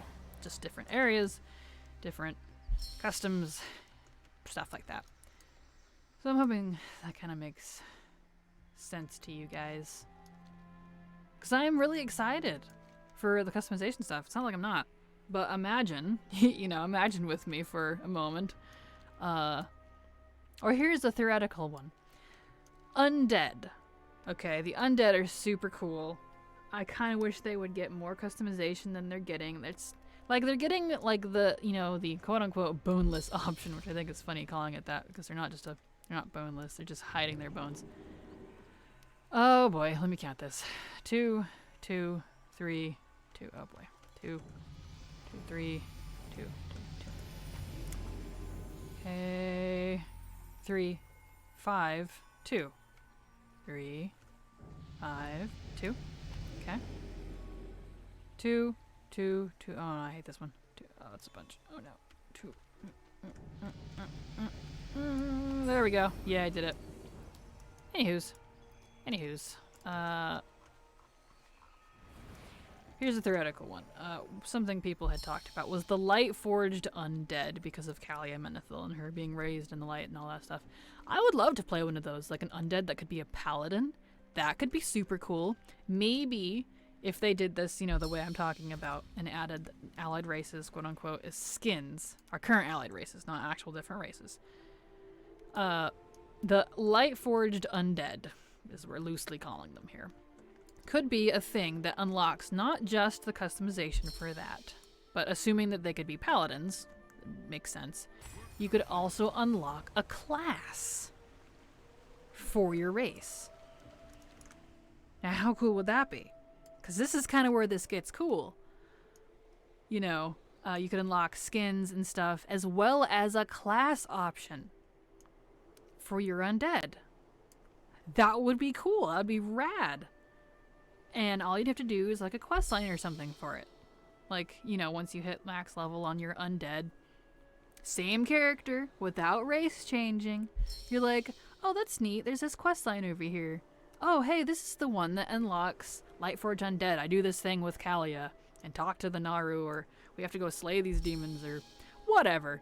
And you then unlock the options to go make undead, or your current existing undead customization as a Lightforged undead, and have a paladin class option. Now, you can't change your class in-game on a character.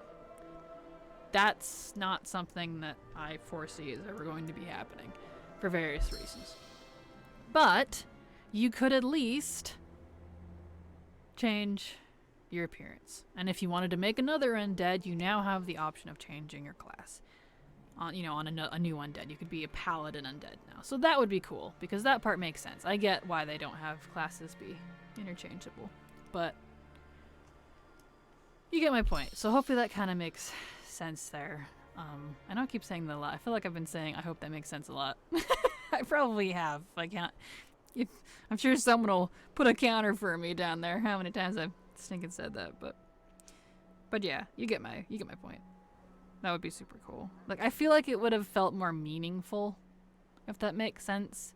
And then they leave the actual allied race thing as we know it now for actual races like Tuskar and Naga and whatever else. Arakoa, satyrs, please. That'd be nice. So, is what it is, I suppose. But we are at the end of this episode. I still didn't get the pet.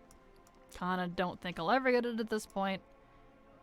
I may or may not keep doing this. I have professions to work on because it is not quite pre-patch yet. But I won't make you guys suffer with me any longer in these boring boring quests here with the Kirin Tor. So thank you everybody for watching. Next time you see me, I hope pre-patch will be out and you will see me and Silverfire Tea doing leveling stuff after this episode. If not, pre-patch isn't out yet, and I will throw something else at you to keep you entertained in the meantime. So, thank you so much for watching. I love you all. You all mean a lot to me. So, goodbye. And that's it. Thank you everybody for watching. I hope you enjoyed the video. Don't forget to hit that subscribe button and poke that bell for more Coffee Field content. Leave a comment down below if you liked it, and remember, it's never too latte.